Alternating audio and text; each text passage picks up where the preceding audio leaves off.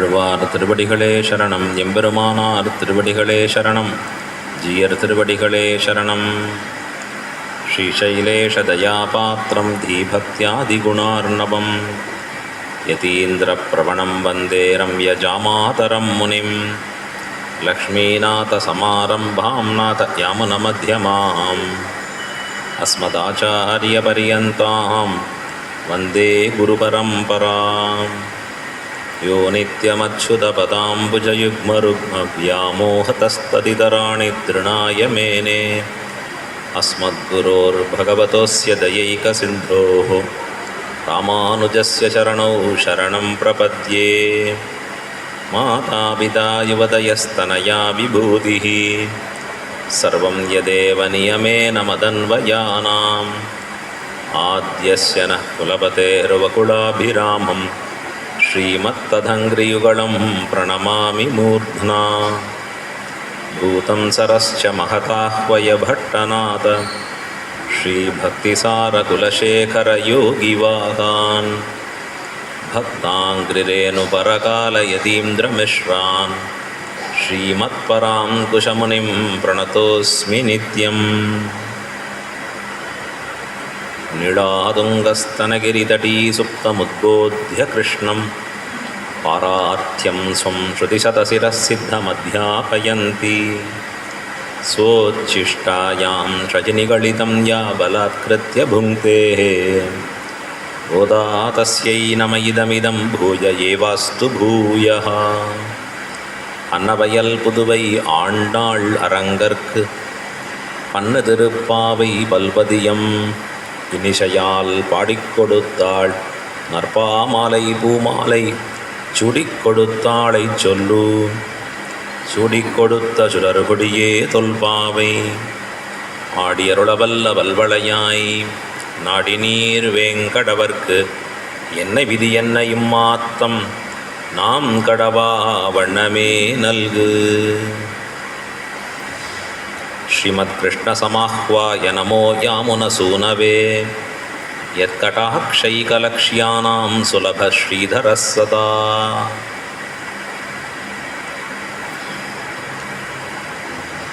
ஸ்ரீரங்கநாச்சியார் ஸ்ரீரங்கநாதனுடைய இன்னருளாலே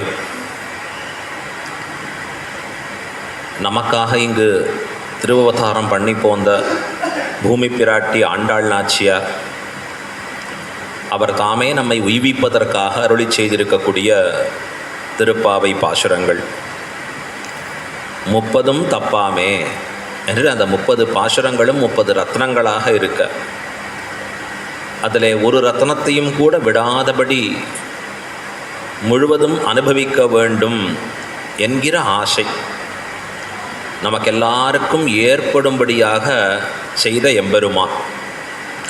ஆழ்வார் பாசுரத்தில் சொல்கிறார், என்னை தீமனம் கெடுத்தாய் மறுவித்தொழும் மனமே தந்தாய் அறியா காலத்துள்ளே அடிமைக்கண் அன்பு செய்வித்து அறியா மாமாயத்து அடியேனை வைத்தாயால் அறியாதன அறிவித்த. எத்தனை இடங்களில் சொல்கிறார், புந்தியுள் புகந்து நின்பால் ஆதரம் பெருக வைத்த அழகனூர் அரங்கமன்றே. உலக விஷயத்தில் ஆசை என்பது நாம் செய்திருக்கக்கூடிய பாவ புண்ணியங்களால் ஏற்படுகிறது. பகவானிடத்திலே நமக்கு ஏற்படுகிற ஆசை என்பது எம்பெருமானின் இன்னருளாலே ஏற்படுகிறது. இதைத்தான் ஆழ்வார்களும் ஆச்சாரியர்களும் மீண்டும் மீண்டும் சொல்லலாம். நாம செய்திருக்கக்கூடிய ஒரு புண்ணியத்தாலே நமக்கு உண்டானதுங்கிறது இல்லை. நமக்கு இப்படி ஏற்படுகிற நன்மைக்கும் வித்திட்டவன் எம்பெருமான். அதனால தான் ஆழ்வார் சொல்கிறச்சே, என்னை தீமனம் கெடுத்தாய் மறுவித்தொழும் மனமே தந்தாய். உன்னை சேவிக்கிறதுக்கு உண்டாயிருக்கக்கூடிய ஸ்வபாவம் வந்திருக்கே எனக்கு, அதற்கு காரணமும் நீ. நமக்கு ஏற்படுகிற நன்மைக்கு காரணம் எம்பெருமான், தீமைக்கு காரணம் நாம் தான். அது எப்படி சொல்ல முடியும்? நன்மைக்கு காரணம் பகவான் என்றும் தீமைக்கு காரணம் நான் என்றும் சொல்கிறச்சே மாறி இருக்கே. யூஸ்வலாக என்ன பண்ணிப்போம், ஏற்பட்ட நன்மைகள்லாம் என்னால், நான் ஏதோ நிறைய புண்ணியம் பண்ணியிருக்கேன் அதனால் விளைந்தது. எதான சரியாக நினைக்கலைன்னா பாரு எம்பெருமான் எப்படி சோதிக்கிறார், எம்பெருமான் என்ன சரியாக பண்ணுறார் பாரு அப்படின்னு அவரே இருக்கார். பழி போடுறதுக்குன்னு ஒருத்தர் இருக்கார். மற்றவ யாரையும் பழி போட முடியாது. போட்டால் அவள் நம்ம மேலே கேஸ் போட்டுடுவாள். ஆனால் பகவான் மட்டும்தான் எத்தனை பழி போட்டாலும் ஏற்றுக்கிறதுக்கு சரியாக இருக்கார். அப்போ நமக்கு ஏற்படுகிற கேள்வி, நன்மைக்கு எம்பெருமான் காரணம் என்று எப்படி சொல்ல முடியும்?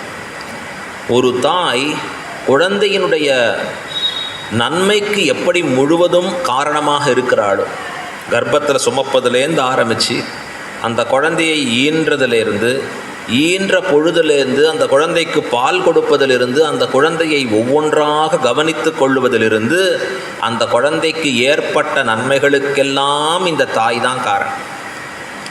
ஆனால் அந்த குழந்தைக்கு ஏற்படுகிற ஏதேனும் தீமை, குழந்தை போய் நடந்து போய் பொத்துன்னு இப்படி கீழே விழுந்துடுத்து, எதையோ விளக்க போய் தொடுறேன்னு போய் தொடுகிறதுனா அது குழந்தை தானாக அந்த தீமையை போய் பண்ணிக்கிறது. இப்படி வச்சுக்கோங்க, தாயாக கொண்டு போய் விளக்க தொடும்பாளா? கீழே விழுன்னு சொல்லுவடா? உனக்கு சாப்பாடு போட மாட்டேன் பட்னியா இருன்னு சொல்லுவடா? பண்ண மாட்டான். நமக்கு எம்பெருமான் எப்படி இருக்கான்? என்னை பெற்ற அத்தாயாய் தந்தையாய், துவமேவ மாதாச்ச பிதா துவமேவ, துவமேவ பந்துஷ்ச குருஸ்துவமேவன்னு சொல்கிறார். நீ தான் எனக்கு தாய், நீ தான் எனக்கு தகப்பன், நீதான் எனக்கு எல்லா உறவுமாக நிற்கக்கூடியவன். சேலை கண்ணியரும் பெரும் செல்வமும் நன்மக்களும் மேலாத்தாய் தந்தையும் அவரே இனி ஆவாரே. ஆழ்வார் அற்புதமான திருவாக்கை தம்முடைய திருவாய்மொழியில் காண்பிக்கிறார். எனக்கு இருக்கக்கூடிய எல்லா உறவு முறையும் யாராக இருக்கான்? எம்பெருமானாக இருக்கிறான். அப்போ இப்படி எல்லா உறவு முறையுமாக இருக்கக்கூடிய பகவான் நமக்கு நன்மையை தவிர தீமையை பண்ணுவானான்னு ஒரு நாளும் பண்ண மாட்டான். உண்மையான ஒரு தாய் எப்படி நன்மையே பண்ணி போருவளோ அதை போல பகவான் நம் விஷயத்திலே நன்மை மட்டுமே செய்பவன். அந்த தீமைன்னு ஏற்படுகிறதுனா நாமளா தேடிக்கிறோம்னு அர்த்தம். செய்த பாபத்தின் விளைவாக உண்டாகி நிற்கிறது. பற்பல நன்மைகளை எம்பெருமான் சிந்தித்து சிந்தித்து பண்ணுகிறான். அழகாக சொல்கிறார் பட்டர் தம்முடைய ஸ்ரீரங்க ராதஸ்தவத்தில், கரண கலேபரைர் கடயுத்தும் தயமான மனாகா, ரொம்ப தயமான மனசோடு கூடியவனாக நம்மை சிருஷ்டிக்கிற பொழுது பகவான் நமக்கு கரண கலேபரங்களை கொடுக்கிறான். அப்படின்னா சரீரத்தையும் இந்திரியங்களையும் கொடுக்குறான். உள்ள வேலை செய்யணுமே, கண்ணுன்னா வேலை செய்யணும், ஹார்ட்டுன்னா வேலை செய்யணும், வாயினா வேலை செய்யணும். வெறும் அந்த பார்ட்டு மட்டும் இருந்தால் போகாதே. கண்ணுன்னா இருக்குது ஆனால் தெரியாதுன்னா அப்போ உள்ள இந்திரியம் வேலை செய்யும்படியாக அனுகிரகம் பண்ணணும் எம்பெருமான். தயமான மனசோடே கொடுக்குறான். இது எப்படிப்பட்டதாக இருக்கக்கூடியது? ஷரீரமாத்தியம்களு தர்ம சாதனம் விசித்ரா தேக சம்பத்தி ஈஸ்வராய நிவேதிதும் சாஸ்திரம் சொல்கிறது. இது விசித்திரமான தேக சம்பத்துன்னு சொல்கிறது. உலகத்தில் எத்தத்தையோ சம்பத்தை தேடி ஓடுறான். அக்கௌண்ட்டில் இவ்வளோ சேர்ந்துருதுன்னா, இங்கே இவ்வளோ நிலம் வாங்கி போட்டேன்னா, இந்த இடத்துல இத்தனை சேர்ந்ததுன்னா, உண்மையிலேயே விசித்திரமான சம்பத்து இந்த தேகம். ரொம்ப அரிது. ஒவ்வொரு பார்ட்டும் எப்படி வேலை செய்கிறதுன்னே புரியல. அழகாக ரொம்ப ஆச்சரியமாக எம்பெருமான் இயக்கும்படியாக வைத்திருக்கிறான். இது எதற்காகனா எம்பெருமானுக்கு இது உபயோகப்படுவதற்காக.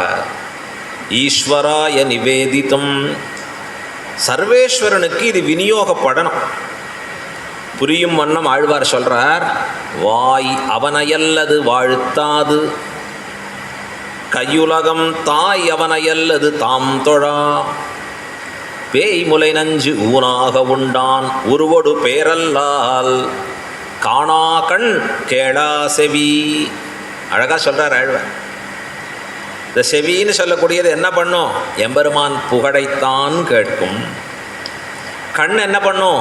எம்பெருமானுடைய அற்புதமான திரு உருவத்தைத்தான் காணும். வாய் என்ன பண்ணும்? அவன் பெருமைகளையே பேசும். மனசு என்ன பண்ணும்? அவனை பற்றியே சிந்தித்திருக்கும்படியாக இருக்கும். இப்படித்தான் பகவான் நமக்கு கொடுத்த இந்த பஞ்சேந்திரியங்கள் ஐந்தையும் அவன் விஷயத்தில் செலுத்தணும், அவனுக்காக வச்சுக்கணும், அவனையே நினைக்கணும். இது என்ன எடுத்துனார்? அவரை மறந்துட்டு மற்றதெல்லாம் நினச்சிட்டு இருக்கும்படியாக இருக்கு. அது என்னாச்சு, இது என்னாச்சு, இப்படி என்னாகுமோ, அப்படி என்னாகுமோ, எத்தனை கவலை, எத்தனை விஷயங்கள்ல. எதை நினைத்தால் உன் கவலைகள் எல்லாம் மறக்குமோ, எதை நினைத்தால் ஆனந்தத்துக்கு வழிவகுக்குமோ அதை நினைப்பதற்கு வழி இல்லாமல் இருக்குது இந்த உலகத்தில். எதெல்லாம் வேண்டாமோ முதல்ல அந்த நினைவு தான் இவனுக்கு ஏற்படும்படியாக நிற்கிறது. அப்போ இந்த உடலையும் மனதையும் எம்பெருமான் விஷயத்தில் செலுத்த வேணும் என்று பெரியோர்கள் நமக்கு சொல்லி கொடுக்கணும். சொல்லி கொடுத்தா போராது, அவ்வழியே நின்றிருக்கக்கூடிய பெரியோர்களை பார்த்து நாம் அறிந்து கொள்ள வேண்டும். அப்படி இருக்கிறவாளை பார்த்து பார்த்து பார்த்து ஓ இப்படி தான் இருக்கணும் போல் இருக்கு நாமும் அப்படிங்கிறத நமக்கு விஸ்வாசம் உண்டாக வேண்டும். உலகத்தில் ஒரு தர்மத்தில் எப்போ விஸ்வாசம் வரும்? உபதேசத்தால் மட்டும் இல்லை, அந்த தர்மத்தை அனுஷ்டிக்கிற பொழுது தான் விஸ்வாசம் வரும். அதனால தான் எம்பெருமான் சாஸ்திரங்களை வெறும் உபதேசமாக பண்ணாத, அதை தானே வந்து பிறந்து அனுஷ்டானமாக செய்தான். அனுஷ்டானம்னா கடைபிடித்தல்னு அர்த்தம். தானே அப்படி செய்து காட்டினான். சாஸ்திரம் என்னெல்லாம் சொல்லியிருக்கோம், சத்தியம் வத அப்படின்னு சாஸ்திரம் சொன்னால் சத்தியத்தின்படி ஒழுகி நின்றான் பரமாத்மா. வாய்மையே வெல்லும், சத்தியமேவ ஜெயத்தே. போர்டு போட்டால் போராது. ஏன்பா போர்டு போட்டிருப்பாங்க சார், அதெல்லாம் ஒத்து வராது சாருங்கிறான். ஏன்னா அவனுக்கு ஒரு ரோல் மாடல் இல்லை. ஒரு ரோல் மாடல் இருக்கணும். அவர்கள் இருந்தால் அதை போல நாமும் இருப்போம்.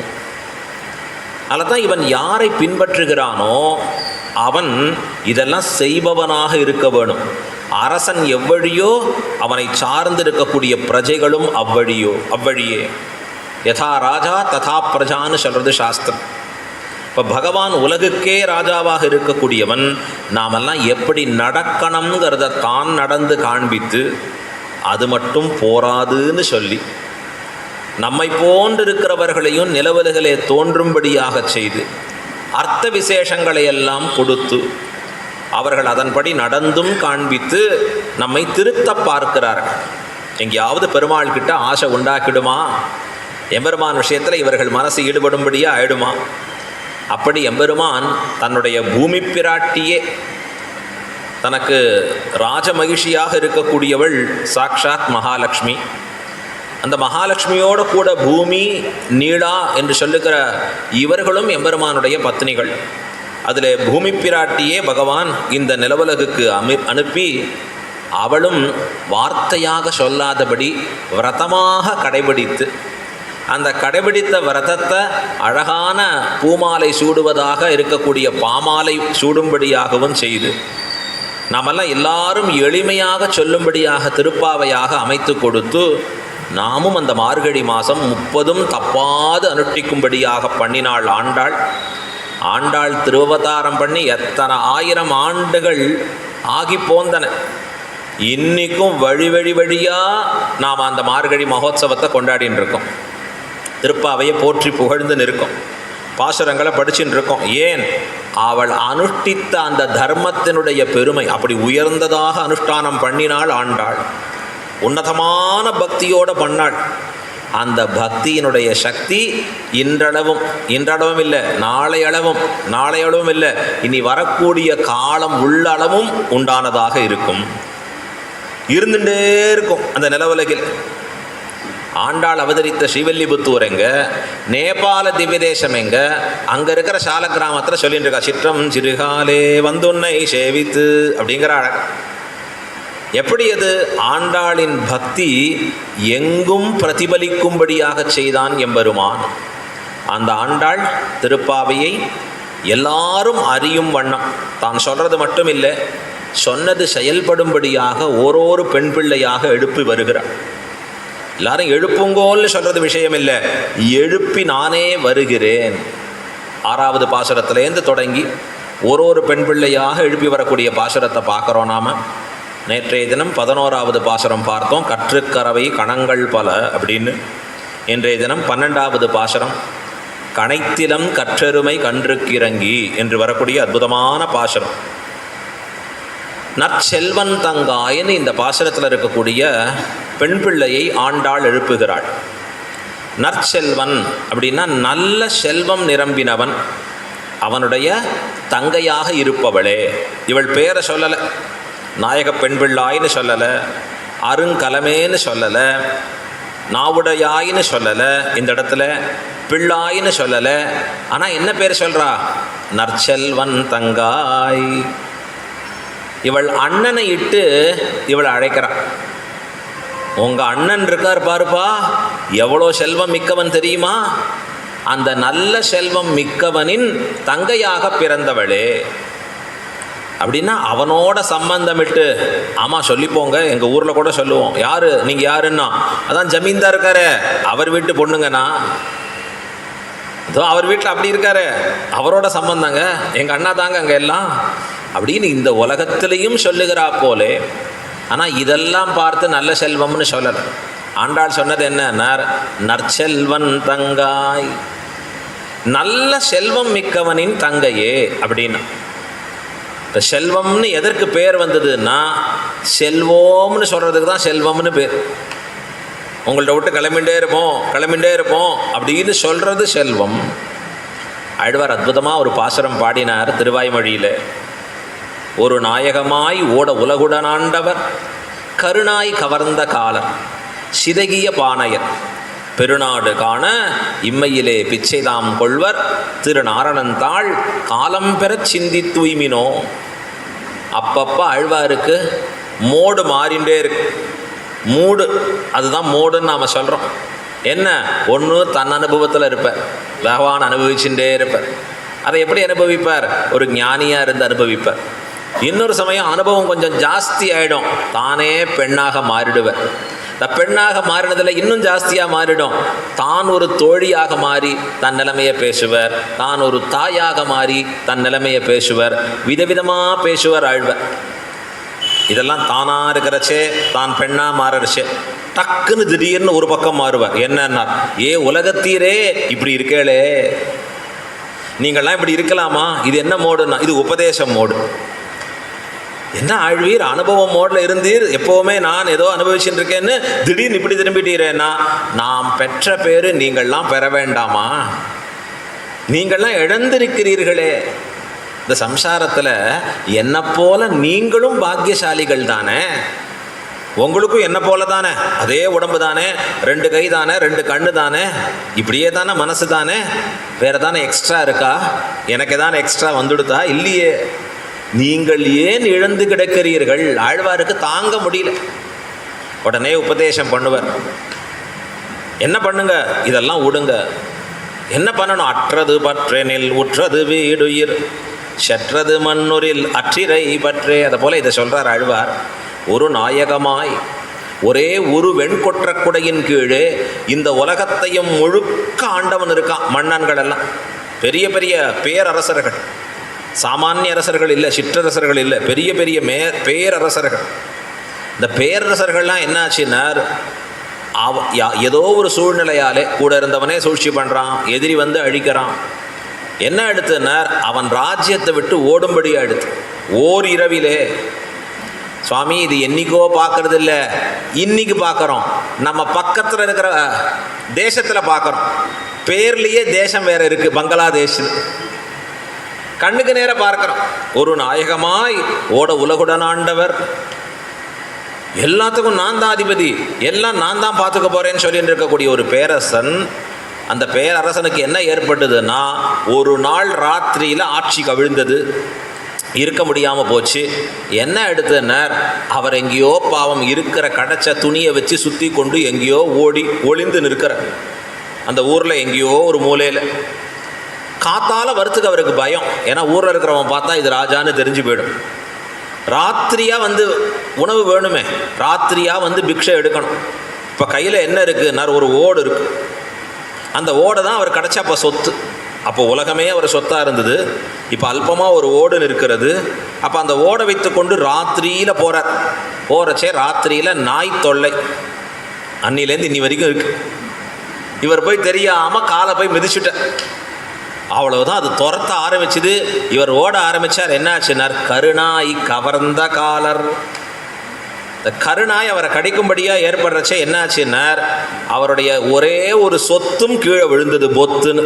எதுனார்? கையில் இருக்கிற ஓடு சுக்குநூறாக போயிடுதான். சிதைகி அபானையர். பாரும், கண்ணுக்கு நேரம் இப்படி தான் உலகத்தில் ஏற்படுகிறது. இது தெரிந்தால் நீங்கள் என்ன பண்ண வேண்டும்னார், பெருநாடு காண இம்மையிலே பிச்சைதாம் கொள்ளுவர் திரு நாரணந்தாள் காலம் பெற சிந்தித்து உய்மினோ. பா, யாருக்கு எப்போ எந்த நிலைமைன்னு தெரியாது. உயர்ந்த செல்வமாகிற பகவத் ஐஸ்வர்யத்தை பெறுவதற்காக எம்பெருமானின் திருவடிகளிலே பணிந்து உய்வு பெருங்கோள் என்று ஆழ்வார் உபதேசம் பண்ணுறார் நமக்கெல்லாம். இந்த அல்பமாக இந்த செல்வத்தையே பற்றி கொண்டு கிடக்கிறாதீர்கள் வார்த்தையை சொல்கிறார் அழகா. தன்னை வேற பற்றி சொல்லிக்கிறார் ஆழ்வார். என்னன்னர், நான் மற்றவர்களை பார்த்து பாட வந்த கவி அல்லன், சொன்னால் விரோதம் இது. ஆழ்வார் தொடங்குறச்சே இப்படி சொல்கிறார், இதை பேசினா உங்களுக்கு எனக்கும் சண்டை தான். நாம் சொல்கிற மாதிரி தான், வீட்டில் சொன்னால் சண்டை தாண்டா, அதுக்காக விட்டு சொல்லிடுவா, சொல்லாமல் போயிடலாமா? சொன்னால் விரோதம் இது ஆகிலும் சொல்லுவன் கேள்மினோ. ஆகிலும் சொல்லுவன், வரட்டமே, உங்களுக்கு எனக்கும் விரோதம் வரட்டும், சொல்கிறேன் கேளுங்க, கேள்மினோ. என்னன்னர், என் நாவிலின் கவி யான் ஒருவர்க்கும் கொடுக்கிலேன். என் நாவிலே இருக்கக்கூடிய இனிமையான கவிகளை நான் யாருக்கும் கொடுப்பவனாக இல்லை. யாருக்கு கொடுப்போன்னா, இல்லாதவாளை பார்த்து புகழ்ந்து பேசுறது. என்ன புகழ்ந்து பேசுறது அப்படின்னா, பொய்யை உரைப்பது. அவரை பார்த்து உம்மை போல வள்ளல் உண்டா, இந்த உலகத்தில் யார் உம்மை போன்ற வள்ளல்? இது எப்படிப்பட்ட வார்த்தைனா, பச்சை பசும் பொய்கள் பேசவே. எதற்காக இப்படி பேசுறீர்? கேட்கிறவருக்கும் தெரியும், பேசுகிறவனுக்கும் பொய்ன்னு தெரியும். ஏன் பேசுறீர்னா, அப்போ தான் அவன் மனம் குளிரும், 4 காசு கொடுப்பானே. இது ஆழ்வார் கேட்டுக்கிறார் அழகா. இந்த அல்ப விஷயத்துக்காக இருக்கும்படியாக இருக்கலாமா? என் நாவில் இன்கவி யான் ஒருவருக்கும் கொடுக்கிறேன். யாரை பாடுவீர்? தென்னா தெனாவென்னு வண்டுமுரல் திருவேங்கடத்து என்னான என்னப்பன் எம்பெருமான் உலனாகவே. எனக்கு எம்பெருமான் இருக்கான், அவரைத்தான் புகழ்ந்து பேசுவேன். அந்த காலத்தில் புலவர்களுக்கெல்லாம் வேறு வழி இல்லை. இந்த காலத்தில் புலவர்கள் எங்கே இருக்கான்னு தெரியல. அந்த காலத்து புலவர்கள் ராஜாக்களை பாடணும், பாடி பாடி பரிசு பெறணும். இந்த ராஜாக்கள் எதான கொடுத்தா தனத்தை கொண்டு வாழணும். பாவம், அப்படி தான் அந்த இருக்கும்படியான காலம். அழகாக சொல்லுவார் பராசர பட்டர். மொத்தம் அப்படி தான் இருந்தான். எப்படின்னார், எல்லாரையும் பாடி பாடி ஏதோ அவனுடைய குடும்பத்தை நடத்த வேணும், அவன் வச்சிருக்கிற வித்தியை விற்று தான் வாழணும். ஆனால் அதில் சாமர்த்தியசாலி, யாரையும் கவரக்கூடிய ஆற்றல் மிக்கவரம். அந்த புலவர் என்ன பண்ணுறாருன்னா, தன் ஊரை விட்டு வேறு ஊருக்கு போகிற போய் யாராவது அங்கே பெரிய ஆள் இருக்காளா, ஜமீன்தார்னு சொல்லுவா, இல்லை நிறைய நிலச்சுவாந்தார்னு சொல்லுவா, நிறைய தனம் வச்சிருக்கிறவா இருக்காளா, புகழலாம்னு போகிறான். அந்த ஊரில் இருக்கிறவனை விசாரிக்கிறான், இவரை யாருப்பா இந்த ஊரில் இருக்கா, இதான விசாரித்து சொல்லுப்பான்னா. எதுக்கு வந்திருக்காயின்னா அவன் இல்லை, அவரை பாடினா 4 காசு கிடைக்குமேங்கிறதுக்காக. உடனே அந்த ஊரில் சொன்னான், நானே இந்த ஊரில் இருக்கிற பெர்மனண்ட் புலவன், எனக்கே ஒரு பைசா தரமாட்டேங்கிறான், உனக்கு எங்கப்பா கொடுப்பான்? உடனே இவர் சொல்கிறார் அங்கேருந்து, நான் ட்ரை பண்ணி பார்க்குறேன்ப்பா, வெளியூர் போல, நீ சும்மா சொல்லு அப்படிம்பா. உடனே அவனு சொன்னான், யோசித்தான், நமக்கு கிடைக்காது, இவனுக்கு கிடைக்கிறதான்னு பார்ப்போம், நாம் வாங்கின திட்டில் இவனு 2 திட்டு வாங்கட்டும். அவனுக்கு ஒரு சந்தோஷம், இவரை போய் மாட்டி விடுவோம். அந்த ஊரில் பெரிய நிலஜுவாந்தா இருக்கான் பார், அவனை போய் கேளு. அவன் எப்படிப்பட்டவன் அப்படின்னா, எச்சலாக இருக்கக்கூடிய கையில் காக்காவை கூட ஓட்ட மாட்டான். ஏன்னா 2 பருக்கு விழுந்துருதுனா காக்கா சாப்பிட்டு போயிடுமா. அப்படி இருக்கக்கூடியவனவன், அப்படி மகா கருமி. இவனை போய் அனுப்பிச்சி விட்டான் அந்த புலவர். இந்த வெளியூர் புறவன் பாவம் ஆசையோடு போனான். போய் அங்கே போய் பார்த்தா ஏகப்பட்ட பேர் வேலை பண்ணின்னு இருக்கா, எல்லாம் நெல் அடிச்சுட்டு இருக்கா. அழகாக அற்புதமாக முத்து முத்தா அரிசிகள் அங்கே அவ்வளவு அத்தனை பேர் அங்கே போரடித்து கொண்டு இருந்து, அதை உலர்த்தி கொண்டு இருந்து, முறத்தால் அதை நன்னா அழகாக அலசி கொண்டு, இது எல்லாம் பண்ணிட்டு இருக்கா அந்த இடத்துல பூர்த்தியாக. இப்போ இவன் போய் பார்க்குறான், அந்த எஜமானன் அங்கே உட்காந்துட்டு இருக்கான். அழகாக ஒரு பெரிய நாற்காலியில் உட்காந்து எல்லாரையும் வேலை வாங்கிட்டு இருக்கான். இவன் போன உடனே அவன்கிட்ட, எதுக்கு வந்த, என்ன வேணும் அப்படின்னா, இல்லை உங்களை பார்க்க தான் வந்தேன். எவ்வளவு கம்பீரமாக இருக்கக்கூடிய நீங்கள், எவ்வளவு அழகாக இருக்கக்கூடிய நீங்கள், உங்களுடைய அழகான கூந்தல்கள் எல்லாம் அங்கும் இங்கும் அலைப்பாயும்படியாக இங்கே நெல்மணிகள் எல்லாம் பார்த்துட்டு இருக்கீங்களேன்னா. ஆக்சுவலாக அந்த உட்காந்துன்ற அதே எஜமானன் மொட்டை தலையன், சுத்தமாக முடியல. நான் வந்து புகழ்ந்த புலவன் சொல்கிறான், என்னமா உங்கள் கூந்தல் அங்கும் இங்கும் அலைப்பாய, நீங்கள் அந்த நெல்மணிகள் எல்லாம் எண்ணிக்கொண்டு இருக்கிறீர்களேன்னு கொண்டாடினா. இந்த கேட்ட எஜமானனுக்கு ஒரே உச்சி குளிர்ந்துடுது. நாமே முடியலன்னு வருத்தப்பட்டிருந்தோம், நம்ம பார்த்து ஒருத்த 4 முடி இருக்குங்கிறானே. அழகாக அங்கும் இங்கும் அலைப்பாயன்னு சொன்னானே. உடனே கூப்பிட்டாங்க இருக்கிற வேலை இவாடானா என்னென்ன இவருக்கு ஒரு மூட்டை நெல்லை கொடுன்னா. வேலையாட்களுக்கெல்லாம் ஷாக்கு. இவன் கொடுத்ததே இல்லையே ஜென்மத்தில். கொடுத்துட்டான் ஒரு மூட்டை வாங்கிட்டான். இந்த புலவன் நன்றி ஐயா நன்றி ஐயா அப்படின்னு சொல்லிட்டு வேகமாக கிளம்பி போகிறான். இந்த உள்ளூர் புலவன் வெளியில் பார்த்துட்டு இருக்கான், இவன் என்ன வாங்கிட்டு வரான். பார்த்தா ஒரு பெரிய மூட்டையை வாங்கிட்டு வரான். எங்கடா கிடச்சிதுன்னா இவன் சொல்கிறச்சே என்ன சொல்லணும், அந்த எஜமானர் கொடுத்தார் அப்படி கொடுத்தாருன்னு சொல்லணும். என்ன சொல்லியிருக்கான்னா இந்த மொட்டை தலையன் தான் கொடுத்தான்னா. இவன்கிட்ட சொல்லிட்டு போயிட்டு இருக்கான் வேகமாக. இந்த புலவர் இவ்வளவு நாள் நான் இங்கே இவ்வளோ கவி பாடின்னு இருக்கேன், எனக்கு ஒன்றும் கொடுக்கல, ஒரு நெல்மணி கொடுக்கல, இவனுக்கு ஒரு மூட்டை கொடுத்தானா. இவனுக்கு பொறுக்க முடியல. நேராக அங்கே போன உடனே அந்த எஜமானனை பார்த்தான். ஐயா இவ்வளோ நாள் புகழ்ந்தேன், எனக்கு ஒன்றும் கொடுக்கல, நீ என்னப்பா சொன்ன, என் கூந்தலை எப்படி வர்ணித்தான் தெரியுமா அவன்.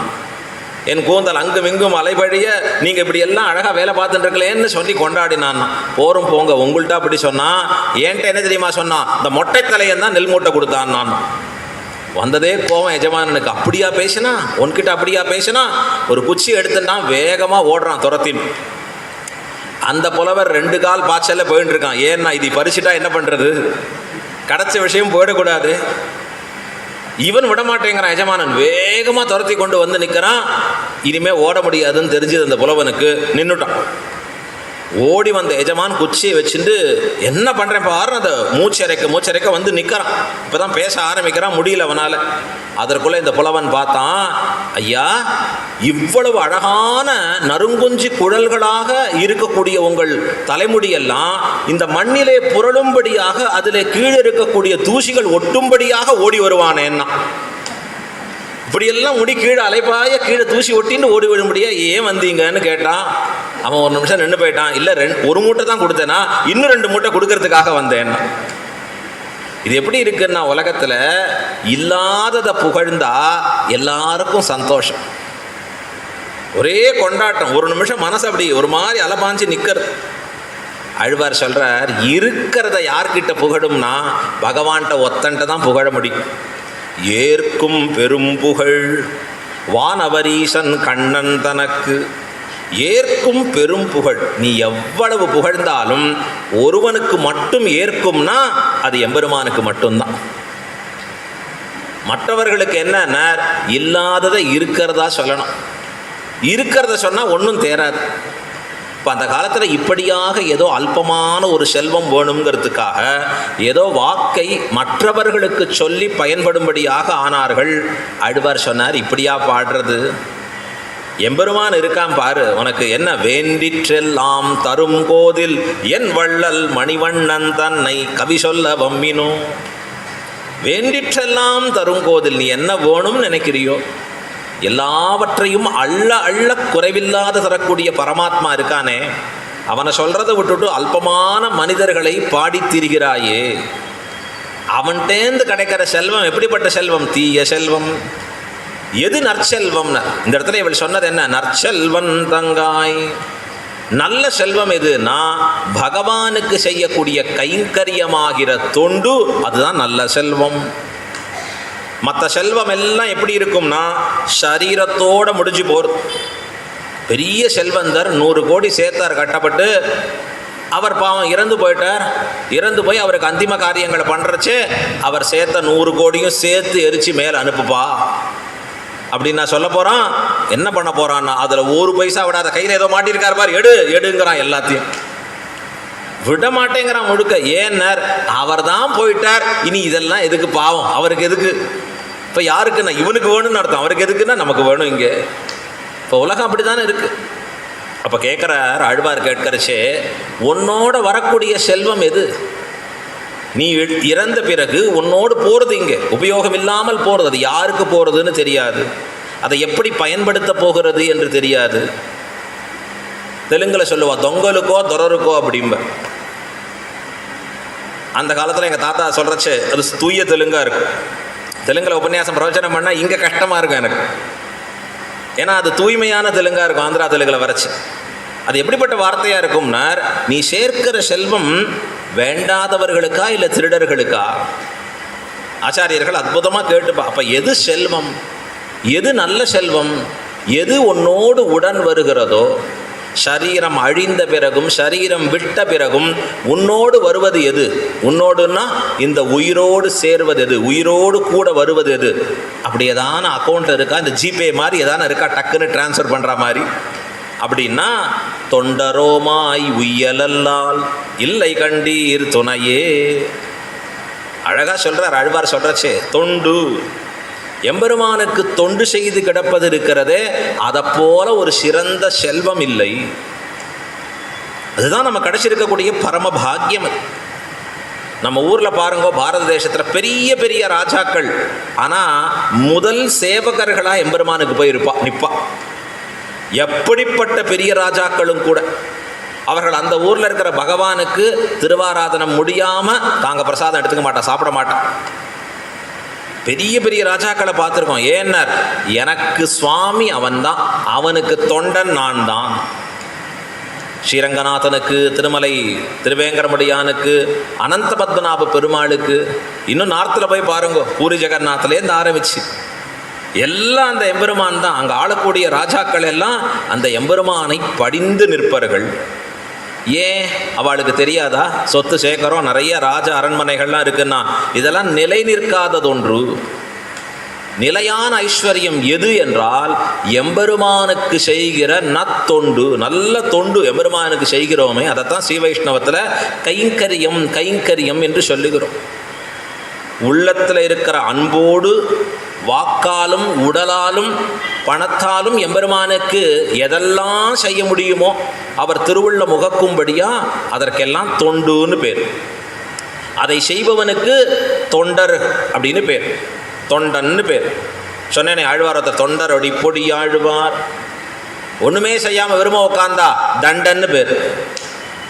பெருமாளுக்கு உபயோகரமாக இருக்கிறதுக்கு பேர் தொண்டன். தொண்டர்களாக உய்வது தான் வைஷ்ணவத்தில் கிடைக்கப்பட்டிருக்கக்கூடிய உன்னதமான நிதி, பெரிய நிதி அது. கூரத்தாழ்வான் 1000 ஸ்ரீ வைஷ்ணவர்களுக்கு நாள்தோறும் அன்னமிட்டார். ஆனால் தாயார் கேட்கறச்சே, பெருந்தேவி தாயார் கேட்கறச்சே, அவ்வளோ ஐஸ்வர்யம் மிக்கவரோ, இந்த ஐஸ்வர்யத்துக்கு எல்லாம் காரணபூதையானவள் கேட்குறா, எல்லாவற்றையும் கொடுப்பவள் கேட்குறா. லோகே வனஸ்பதி ப்ரஹஸ்பதி தாரதமியம் யஸ்யாஹா பிரசாத பரிணாமம் உதாகரந்தி அப்படின்னு சொல்லக்கூடியதும், எவளுடைய குளிர்ந்த கட்டாட்சத்தாலே 2 துளி பட்டா அவன் இந்திரனாக கூட ஆகியிருப்பானோ, பிரம்மாவாக கூட ஆகியிருப்பானோ, அப்படிப்பட்ட ஐஸ்வர்யம் மிக்களான பிராட்டி ஆழ்வானை பார்த்து கேட்குறா, ஆழ்வானை பற்றி கேட்கிறா, ஐஸ்வர்யம் மிக்கவரோ.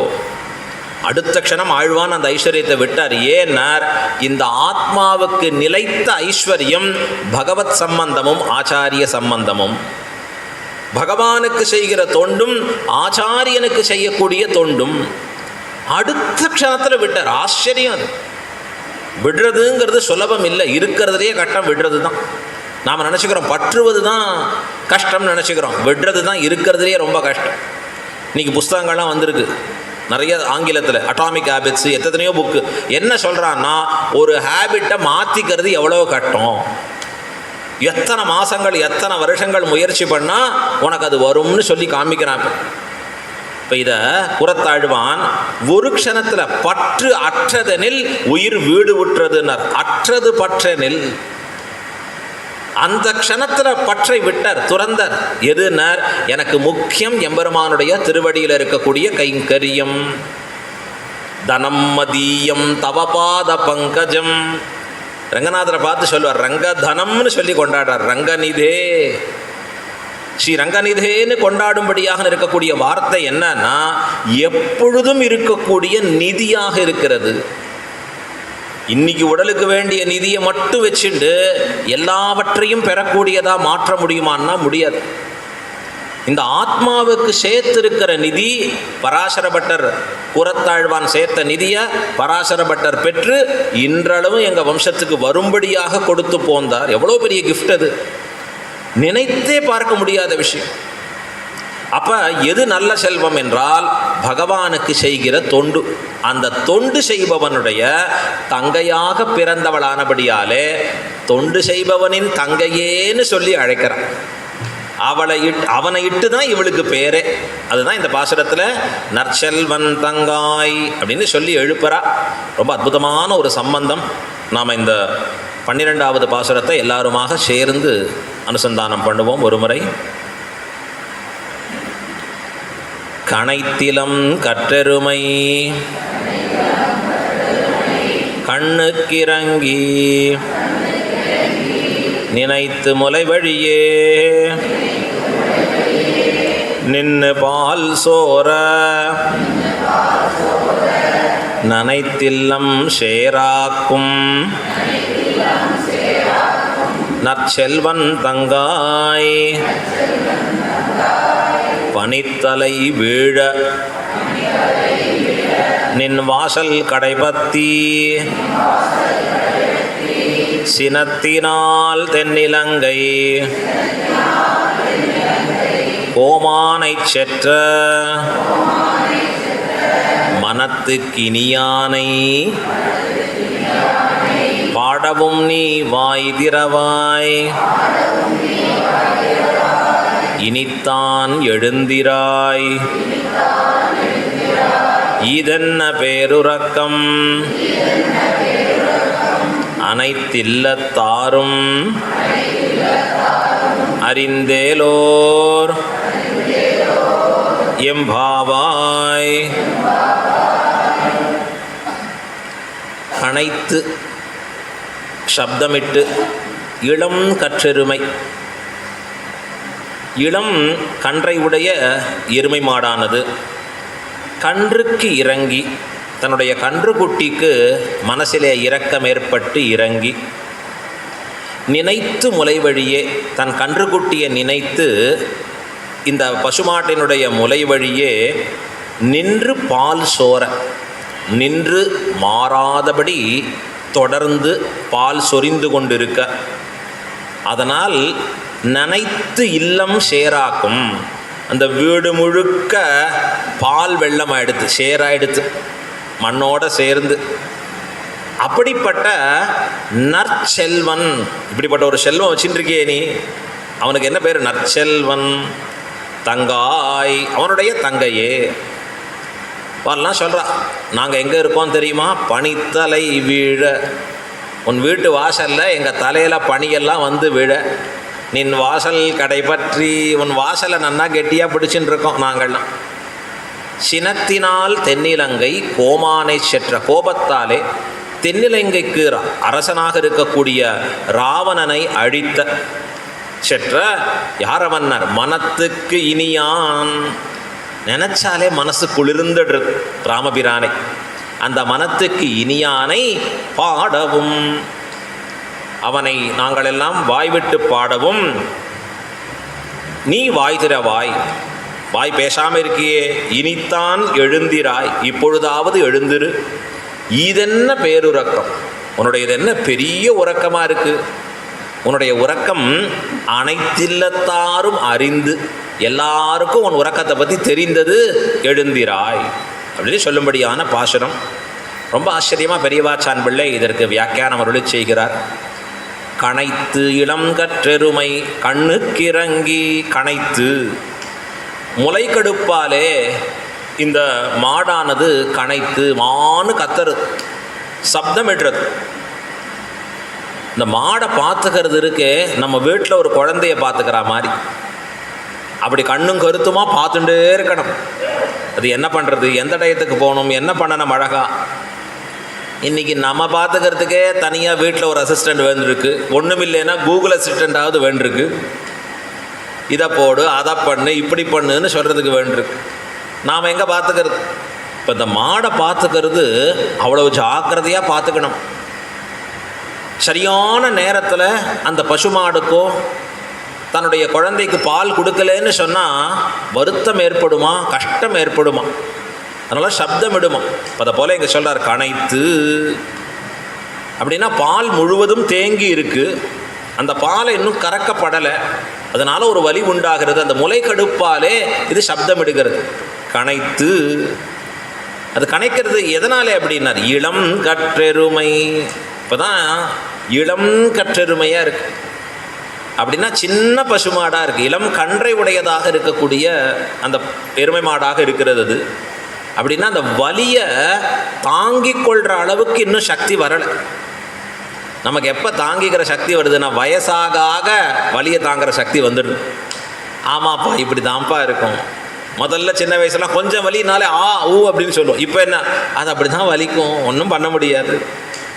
அதை போல் இந்த மாடுக்கு என்ன ஆகுது, இளம் கற்றெருமையாக இருக்கிறபடியாலே உடனே அதை தாங்கக்கூடிய சக்தி இல்லை. ஆகையால் என்ன ஏற்படுகிறதுனா அது அந்த முளைக்கடுப்பாலே கத்துகிறது, கனைத்து. அதற்கு மேலே சொல்கிறார், அந்த முளைகடுப்பாலே கத்துவதை காட்டிலும் தன் கன்று என்படுகிறதோ என்று நினைத்து சப்தமிடுகிறது. கனைத்து இளம் கற்றெருமை கண்ணுக்கிறங்கி, தன்னுடைய கன்றுக்குட்டிக்கு மனதானது இறங்கி சப்தமிடுகிறது. இது ரொம்ப ஆச்சரியமாக ஆச்சாரியர்கள் காண்பிக்கிறார். இது எப்படி இருக்குது அப்படின்னா, தன்னிடத்தில் இருக்கக்கூடிய பாலை கறப்பதற்கு சரியான நேரத்தில் வந்து சேரணும். அவன் வந்து கறக்கணும் இந்த பாலை. இப்போ கறக்கிறதுக்கு முன்னாடி தான் கண்ணுக்குட்டிக்கு விடுவான். இந்த மாடையும் கண்ணுக்குட்டியும் தனித்து தான் கட்டி வச்சுருவான். ஏன்னர் சேர்த்து கட்டினா அது பாலை சாப்பிட்டுட்டே இருக்கும் முழுவதும். அது மட்டும் இல்லை, அதற்கும் கெடுதலும் கூட. எந்த அளவுக்கு எடுத்துக்கணுமோ அந்த அளவுக்கு தான் எடுத்துக்கணும். இல்லை வயிற்றில் வேண்டாத பூச்சிகள் அதெல்லாம் ஏற்பட்டு அதுக்கும் சிரமம் ஏற்படும். அதுக்கு என்ன அளவு சாப்பிடணும்னு தெரியாது. சின்ன கண்ணுக்குட்டி ஒல்லியோ அழகா.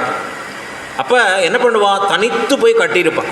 அப்போ அங்கே உள்ளேருந்து அந்த மாடானது கனைத்து நிற்குமா. இதை சொல்கிறார் இங்கே, கனைத்து இளம் கற்றெருமை பாடாற்றாமையாலேன்னர் வியாக்கியானத்தில். அப்படின்னா அந்த வலி தாங்கிற சக்தி அதற்கு இல்லையா.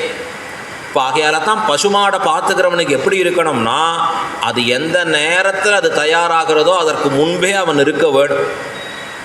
இருந்து அதை அழகாக பார்த்துக்கணும். எம்பெருமான் பசுமைப்பவனாக பிறந்தானே எதற்காகனா, இந்த தர்மத்தை எல்லாம் நிலைநாட்டுவதற்காக, நமக்கு புரிய வைப்பதற்காக தான் எம்பெருமான் கோபாலகனாக பிறந்தான். யாதவ குலத்திலே திருவதாரம் பண்ணினான். இங்கே சொல்கிறார் ஆச்சரியமா, கனைத்து இளம் கற்றெருமை கன்றுக்கிறங்கி. இது யாரை போல இருக்கிறதுனா எம்பெருமானை போல் இருக்கிறது. பெரியவாச்சான் பிள்ளை வியாக்கியானம் பண்ணுறார். எப்படின்னா, எப்படி அந்த கன்றுக்குட்டிக்கு பால் கொடுக்கலேன்னா அந்த பசுமாடு கதறி நிற்குமோ, பகவான் தன்னிடத்திலே வந்து நாம் யாரும் வரம் பெறவில்லை என்றால் வருத்தப்பட்டு நிற்பன்னு சொல். பெருமாளுக்கு நாம் யாரும் பக்கத்தில் வரலைன்னா அவர் வருத்தப்படுவார். ஐயோ நான் காத்துன்னு இருக்கேனே, இவாளுக்கு தானே வந்துட்டு இருக்கேன், இவர்கள் ஒன்றும் என்னை உபயோகிக்கலையேன்னு சொல்லுவாராம் பெருமாள். இது எம்பெருமானை போலே தன்கிட்ட இருக்கிற பாலை கொடுக்கணும்னு ஆசைப்படுறது, தன்னுடைய கண்ணுக்குட்டி கொடுக்கணும்னு ஆசைப்படுறது, நமக்கு கொடுக்கணும்னு ஆசைப்படுறது, அதுக்காக சப்தம் இடுறது. யாராவது கொடுக்கணுங்கிறது சப்தம் இடுவாலும் வேணுங்கிறதுக்கு தான் சப்தம் இடுவான். வீட்டில் வந்து வாசலில் சண்டை போடுவான், நான் கொடுத்த பணம் எங்கே, எனக்கு எப்போ வரும். யார் அந்த இடத்துல போடுவா, யாராவது ஒருத்தர் வந்து வீட்டில் சத்தம் போட்டு உன்கிட்டேருந்து வாங்கின பணம் கையில் வச்சுட்டு இருக்கேன், எப்போ வாங்கிக்க போகிறேன். இன்றைக்கி யாராவது அப்படி பார்த்தோன்னா விழுந்து சேவிச்சிட வேண்டியதுதான். அந்த காலத்தில் சொன்னான் பகவான், கடன் வாங்கினாருடைய நெஞ்சம் போல் இப்போ என்ன, கடன் கொடுத்தாரின் நெஞ்சம் போல். அவன்தான் பதறணும், அவனுக்கு ஒன்றும் கவலையே இல்லை. இப்போ இந்த கன்றுக்குட்டிக்கு கொடுக்கணுங்கிற ஆசையில் இந்த மாடு கதறுகிறதா. எதை போலே பகவான் என்னிடத்திலே பெறுவார் உண்டா என்பதற்காக எம்பெருமான் ஏங்குகிறான். ரொம்ப அழகான ஒரு வார்த்தை பகவான் கீதையில் சொல்கிறான். சதுர்விதாக பஜந்தே மாம், என்னை 4 விதமாக இருக்கக்கூடியவர்கள் தொழுகிறார்கள். என்கிட்ட 4 ரகமாக மனுஷா வரான்னா எம்பெருமான். ஆர்த்தா, அர்த்தார்த்தி, ஜிக்ஞாசு, ஞானி என்று 4 பேரை குறிப்பிடுறான் எம்பெருமான். ஆர்த்தக அப்படின்னா இழந்த செல்வத்தை பெற வேண்டும் என்பவர்கள். அர்த்தார்த்தி புதியதாக செல்வம் வேண்டும் என்று வரக்கூடியவர்கள். ஜிக்ஞாசு கைவல்யம் வேணும் என்று ஆசைப்படுபவர்கள். ஞானி என்பவர்கள் எம்பெருமானே நீயே வேண்டும் என்று விரும்புபவர்கள். இப்படி எம்பெருமான்கிட்ட 4 விதமாக பஜிக்கிறான். ஒவ்வொருத்தரும் உன்னை கேட்டுன்னு போகிறான் எம்பெருமானை பார்த்து. எம்பெருமானே எனக்கு இது வேணும், எம்பெருமானே எனக்கு இது அனுகிரகம் பண்ணணும். நமக்கு எப்போவுமே என்ன பிரார்த்தித்து பழக்கம்னா தேகி மே கிருபயாநாத என்று எம்பெருமான்கிட்ட தேகிமே தேகிமேன்னு கேட்டு பழக்கம். அவருக்கு என்ன பழக்கம்னா ததாமிதே ததாமிதே கொடுத்தே பழக்கம் எம்பெருமான். பாவம் இந்த வாமனாவதாரம் தான் தப்பி தவறி கையை இப்படி வச்சுட்டா இருப்பா. எப்பவும் இப்படி இருக்கிற திருக்கரங்கள் கொடுத்துட்டே இருப்பார் அழகா. இவர்கிட்ட வாங்கிட்டே போயின்னு இருக்காள் எல்லாரும். அவளை பார்த்து எம்பெருமான் சொல்லுகிற வார்த்தை என்ன சொல்றான் தெரியுமா? இவள்லாம் யார் தெரியுமான்னார்? வள்ளல் பெருமக்கள். இவெல்லாம் வள்ளல்பா. உதாராக சர்வையே வைத்தே ஞானீது ஆத்மைவமே மதம். கீதையில் சொல்ற வார்த்தை, கிருஷ்ணன் சொல்ற வார்த்தை. உதாராக, இவர்கள் எல்லாம் ஔதாரிய குணம் படைத்தவர்கள், வள்ளல்கள்னா எம்பெருமான். இப்போ டக்குன்னு ஒரு குழப்பம் வந்துடுது நமக்கு. கொடுக்கிறவன் வள்ளலா, வாங்குகிறவன் வள்ளலா?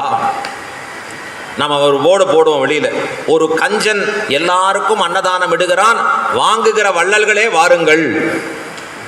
என்ன ஆயிடும் அங்க? ஏண்டா அன்னதானம் கொடுக்குற என்ன கஞ்சனா? கையேந்தி வாங்குறவனா வள்ளலா? எம்பெருமான் அப்படிதான் சொல்றான். வாங்குகிறவர்கள் வள்ளல்கள் என்னிடத்திலிருந்து. உதாராகா சர்வையே வைத்தே. ஔதாரியம் படைத்தவர்கள். நான் ஒன்றுமே புரியல, அது என்ன சுவாமி ஔதாரியம் படைத்தவர்கள்னு வாங்குறவாளை பார்த்து சொல்கிறேனே. பகவான் சொன்னால், கொடுக்க நான் தயாராக இருந்தால் வாங்கிறதுக்கு தயாராக இருக்கணுமே. ஒரு ஊரில் 100 பேர் இருக்கான், 100 பேரும் பணக்கார். நீங்கள் சில நாடுகளுக்கு போனீங்கன்னா எல்லாம் அவனை பார்த்தேன்னா எல்லாம் 100 கோடி வச்சுட்டு இருப்பான். இன்னொருத்தண்டு வாங்குற விஷயமே இருக்காது. தேவையில்லை, அவனுக்கு தேவை பூர்த்தியாக இருக்கு. அப்போ அவனுக்கு வள்ளல்னு பட்டம் வாங்கினோம்னா யாராவது அவனுக்கு கொடுத்து தானே அப்புறம் தானே வாங்க முடியும். அவன்கிட்டேருந்து யாராவது வாங்கிக்கணும் இல்லையோ. அப்போ ஏழைகள் இருக்கிற இடத்துல போய் இவன் போய் கொடுக்கணும். கொடுத்தா அந்த ஏழை கை நீட்டி வாங்கிக்கணும். வாங்கின உடனே இவனுக்கு பட்டம் வள்ளல். பகவான் சொல்கிறான், கொடுக்க நான் தயாராக இருந்தாலும் கூட என்னிடத்திலே வாங்க வேண்டும்னு வாங்கிக்கிறாளே, வாங்கின்றதால தான் எனக்கு பேர் வள்ளல்னு வருகிறது. ஆகையாலே எனக்கு கொடுத்த வள்ளல் இவர்கள். வள்ளல்னு பேர் இவன் வாங்கின்றதுனால கிடைக்கிறது. அதான் பெருமான் சொல்கிறான், உதாராக சர்வையே வைத்தே. பகவான் காத்து கிடக்கிறான். என்னிடத்துலேருந்து வாங்கிக்க மாட்டாளா, பெற மாட்டார்களா? கொடுக்க தயாராக நிற்கிறேன். சகலபல பிரதோகி விஷ்ணு. எல்லா பழங்களையும் அள்ளி அள்ளி கொடுப்பவன் எம்பெருமான். அடுத்தது சொல்றார் அழகா, அதிலே ஞானி என்பவன் என் உயிரானவன். ஏன்? அவன் எம்பெருமானையே வேணும்னு கேட்க. எனக்கு ஒன்றை தவிர வேறு வேண்டாம் எம்பெருமானை, நீர் தான் வேணும். அப்படி சொல்கிறவன் தான் ஞானின்னு பேர். அவன் என் ஆத்மானு கொண்டாடுறான். இப்போ இந்த இடத்துல கனைத்து இளம் கற்றெருமை கன்றுக்கிறங்கி. இந்த கன்றுக்குட்டிக்கு மனதானது இறங்கி நிற்கிறது. இந்த மனசு இறக்கப்படுறதுன்னு சொன்னால் அந்த கண்ணுக்குட்டி என்படுகிறதோங்கிற பாவனா பிரகர்ஷம், நினைவின் முதிர்ச்சின்னு பேர். இந்த உள்ள கொடுக்க இருக்கிறவள் எப்படி இருக்கணும்னா, நாங்கள் என்படுகிறோமோன்னு துக்கப்படணும் அவள். நாங்கள்லாம் இங்கே கதறின்னு இருக்கோம், இவ பாட்டுக்கு உள்ள உறங்கின்னு இருக்கான்னா அதை நினச்ச உடனே அந்த கன்றுக்கு இறங்கி என்ன பண்ணுறதுன்னார், நினைத்து முலை வழியே நின்று பால் சோர. நினைத்து தன் கண்ணுக்குட்டியை நினைச்சதோ இல்லையோ, முலை வழியே, அதனுடைய முலை வழியே, முலையின் மூலமாக என்ன ஏற்படுகிறது? நின்று பால் சோர. அழகா ஆச்சாரியர்கள் வியாக்கியானம் பண்ணால், கை வழியே இல்லை, யாரோ ஒருத்தர் கையை வச்சு கறக்கும்படியா இல்லை. அந்த பசுமாட்டில், அந்த பசுமாட்டிலே தானே முலை வழியே பால் சொரிந்து கொண்டு கிடக்க. நிறைய ஊர்களில் நாம் பார்த்துருக்கோம். இன்றைக்கும் பல திவ்யதேசங்கள்லேயும் அந்த பெருமை இருக்கு. அழகா எம்பெருமான் எங்கிருந்து தோன்றுகிறான்னா, அந்த பசுமாடு நின்று பால் சுரக்கக்கூடிய இடம் புற்று அழகு. தன்னிடையே அந்த பால் சொரிந்து நின்றதாக காண்பிச்சு அங்கேருந்து எம்பெருமான் தோன்றின இடம் பூமியில். இப்போ அந்த பால் சுரக்கிற இடம் பரம பாவனமாக இருக்கக்கூடியதாக பார்க்குறோம். நினைவின் முதிர்ச்சியாலே ஏற்படுகிறது. யாரோ ஒருத்தர் கறக்கப்படலை அந்த பால். அந்த நினைவின் முதிர்ச்சியாலே அந்த கன்றை நினைந்து சொல்கிறார் அழகாக காண்பிக்கிறச்சே, கனைத்து இளம் கற்றெருமை கன்றுக்கு இறங்கி நினைத்து. அந்த கன்றுக்குட்டியை நினைத்த மாத்திரத்திலேயே நின்று பால் சோர. நின்றுன்னு சொன்னால் நிலைத்து நின்றுன்னு அர்த்தம். நிலைத்து நின்றுன்னு சொன்னால் இடைவிடாதே தொடர்ந்துன்னு அர்த்தம். இது எதை போலே அப்படின்னா, திருமலையில் இருக்கக்கூடிய குளிர் அருவியை போலே. இந்த குளிர் அருவி எப்படி இருக்கும்? அருவியினர் நின்று அருவியானது எப்பொழுதும் தொடர்ந்து வந்து கொண்டே இருக்குமா தீர்த்தம் திருமலையில். ஆழ்வார் கொண்டாடி காண்பிக்கிறார். அதை போலே நின்று பால் சோர, பாலை சொரிந்து கொண்டு இருக்க. நின்று பால் சோர நனைத்து இல்லம் சேராக்கும். இந்த பால் சொரிந்து என்ன எடுத்துனார்? வீடு முழுக்க போயிடுது. இப்போ கறப்பார் வரவில்லை, கறப்பவனை காணோம். அந்த டைம் ஆயிடுத்து, கண்ணுக்குட்டி இன்னும் பால் எடுத்துக்கல, மாடுக்கு முலை கடுப்பு, அதற்கு மேலே கண்குட்டி என்ன செய்கிறதோன்னு சொல்லுகிற கலவை, அந்த கவலையானது கன்றுக்குட்டியை நினைத்தது முலை வழியே நின்று பால் சொரிய தொடங்கினவொன்னே என்னாச்சுன்னார், நனைத்தில்லம், அந்த இல்லம் முழுவதுமாக மண்ணோடு கலந்து சேராக்கும். நனைத்து இல்லம் சேராக்கும், இல்லம் முழுவதும் மண்ணோட கலந்துடுத்தோம்னா சேருதான். அது எப்படிப்பட்ட சேரு? தண்ணீரால் வந்ததில்ல, பால் சேரு, பாலால் வந்த சேரு அந்த இடத்துல. இல்லம் சேராக்கும். இப்படிப்பட்ட நற்செல்வன், நல்ல செல்வன். இது என்ன சுவாமி, பாலெல்லாம் இப்படி வழிஞ்சு போகிறது, கலக்கிறதுக்கு ஆள் இல்லை. அந்த பாலை பிடிச்சிட்டு கொண்டு போய் கொடுத்து, நீங்கள் காலங்காத்தால் போய் பாருங்க, பால் வச்சுக்கிறவாட எவ்வளோ சுறுசுறுப்பாக இருப்பான்னு பாருங்கள். கடன்னு கறந்து கொண்டு போய் அளந்து கொண்டு போய் கொடுத்து, அப்பா இன்னைக்கு சொசைட்டியில் கொடுத்துட்டேன், இந்த பால் இன்னைக்கு இவ்வளோ ரூபா வந்துடும். இப்போ இப்படி வந்தால் அதனால் ஏற்படுகிற செல்வம் வாஸ்தவம். ஆனால் இங்கே என்ன ஆச்சுன்னா, பாலெல்லாம் முழுக்க போய் எல்லா பாலும் சேரும் சகதியமாக ஆகி கிடக்க, இப்படிப்பட்ட செல்வத்தை உடையவனுக்கு பேர் நற்செல்வன். போரும் போ, டெய்லி இப்படி பால் போச்சுன்னா என்ன பிரயோஜனம்? அதை போய் நல்ல செல்வம்னு வேற சொல்கிறாளே. அப்படின்னா இவன் கிருஷ்ணனோட ஒத்திருக்கக்கூடிய ஒரு கோவலன். இவன் எப்பவும் கிருஷ்ணனோடையே பின்போகக்கூடியவன். யாரை போல? லக்ஷ்மணனை போலே. லக்ஷ்மணன் எப்படி எம்பெருமானை பின்தொடர்ந்து எப்பொழுதும் போவனோ, அப்படி கிருஷ்ணாவதாரத்திலே கிருஷ்ணன் பின் போமவன். தசரதர் கைகேயி ராமன் காட்டுக்கு போகணும்னு சொன்னான். 14 வருஷம் புறப்படுன்னா, சீதா பிராட்டி வந்து பிடிச்சுண்டா, என்னை கூட்டின்னு போறீரா இல்லையா? நீ இங்கேயே இருக்கலாம், இங்கே இருக்கலாம், வந்து ஆகணும். எங்கள் அப்பா பார்த்தா என்ன நினைப்பார்? உமக்கு ஆண்மை இல்லைன்னு நினைப்பார். சரி வா வா கூட்டிட்டு போகிறேன், நான் பார்த்துக்கிறேங்க. உடனே பிராட்டியை அடைச்சுட்டான். 2 பேர் இருக்கிறச்சே பிராட்டியை முன்னிட்டு கொண்டு லக்ஷ்மணன் திருவடியில் விழுந்தான். எப்பெல்லாம் பிராட்டியை முன்னிட்டு பட்டுகிறோமோ அப்பெல்லாம் சக்ஸஸ் தான். அவளை முன்னிட்டு போய் நிற்கணும். சுவாமி ராமானுஜர் சரணாகதி கத்தியம் பண்ணுகிறச்சே முதல்ல பகவன் நாராயண அபிமதானுரூப ஸ்வரூபரூப குண விபவைஸ்வரிய ஷீலாத்யனபதிகாதிசய அசங்கேய கல்யாண குணகணாம் பத்மவனாலயாம் பகவதீம் ஸ்ரீயம் தேவீம் நித்யான பாயினீம் நிரவத்யாம் தேவதேவ திவ்ய மகிஷீம் அகில ஜகன்மாதரம் அஸ்மன்மாதரம் அசரண்ய சரண்யாம் அனன்ய சரணஹா சரணமகம் பிரபத்தியேன்னு பிராட்டியை முன்னிட்டு முதல்ல பிராட்டி திருவடியில் விழுந்தார் சுவாமி ராமானுஜன். அப்புறம் பெருமாள்கிட்ட போய் நின்னார். ஏன்னர், அவள் புருஷகாரம் ஆனால்தான் அங்கே போய் நிற்கவே முடியும். அவள் சிபாரிசு வேணும். லக்ஷ்மணன் பார்த்தா பிராட்டியை முன்னிட்டு கொண்டு எம்பெருமான் திருவடிகளில் சரணாகதி. எதற்கடா சரணாகதினா, உம்மோட கானகத்திற்கு வருவேன். லக்ஷ்மணா ஒன்றை போ சொல்லலையேடா, கானகத்திற்கு ஒன்றை வர சொல்லலையேடா, என்ன மட்டும்தான்டா போ சொன்னார். லக்ஷ்மணன் சொல்கிறான், கூட வந்தாயிடுவேன், வந்தே தீருவேன். வரலன்னா என்ன ஆகும்னா, ஜலத்திலிருந்து எடுத்து போட்ட மீன் போலே துடிதுடித்து இறந்து விடுவேன். என்னால் உம்மை விட்டு பிரிஞ்சு இருக்க முடியாது. லக்ஷ்மணன் எப்பவும் அப்படி தான், சின்ன வயசுலேருந்து அப்படி தான். குழந்தைகள் தசரதனுக்கு 4 பேர் அவதாரம் பண்ணான். அந்த அக்னியிலேருந்து, அந்த அவர்கள் பண்ணியிருக்கக்கூடிய புத்திரகாமேட்டி யாகத்திலேருந்து வந்திருக்கக்கூடிய ஹவிஷிலேருந்து அங்கே கிடைச்ச ஒரு அற்புதமான பாயசம். இந்த பாயசத்தை பிறந்த 4 குழந்தைகள். முதல்ல ராமர், 2வது பரதன், 3வது லக்ஷ்மணன், 4வது சத்ருகனன். முதல்ல ராமருக்கு தொட்டில். அது எப்படிப்பட்ட தொட்டில்? எல்லாம் மாணிக்கம் கட்டி வைரமடை கட்டி ஆணிப்பொன்னால் செய்த வண்ண சிறு தொட்டில். ராஜாவில்லையா, சாதாரணம் இல்லை, மாணிக்கமும் வைர வைடூரியங்களும் அப்படி தங்கமும் ஜொலிக்கிற தொட்டில். முதல் தொட்டில் ராமனுக்கு, அடுத்த தொட்டில் பரதனுக்கு. ஏன் நம்பர் படி கொடுக்குறா. ஃபர்ஸ்ட் ராமர் பிறந்தார், நம்பர் 1 அவருக்கு, 2வது பரதன், 3வது லக்ஷ்மணன், 4வதாக இருக்கிறது சத்ருகுணன். இது என்னாச்சு, கொஞ்ச நாடியில் இந்த லக்ஷ்மணன் வீல் கத்த ஆரம்பிச்சிட்டார். ஒரே அழுக, அரண்மனையில் வாசல் வரைக்கும் கேட்கறது, அந்த குழந்தை அழுறது.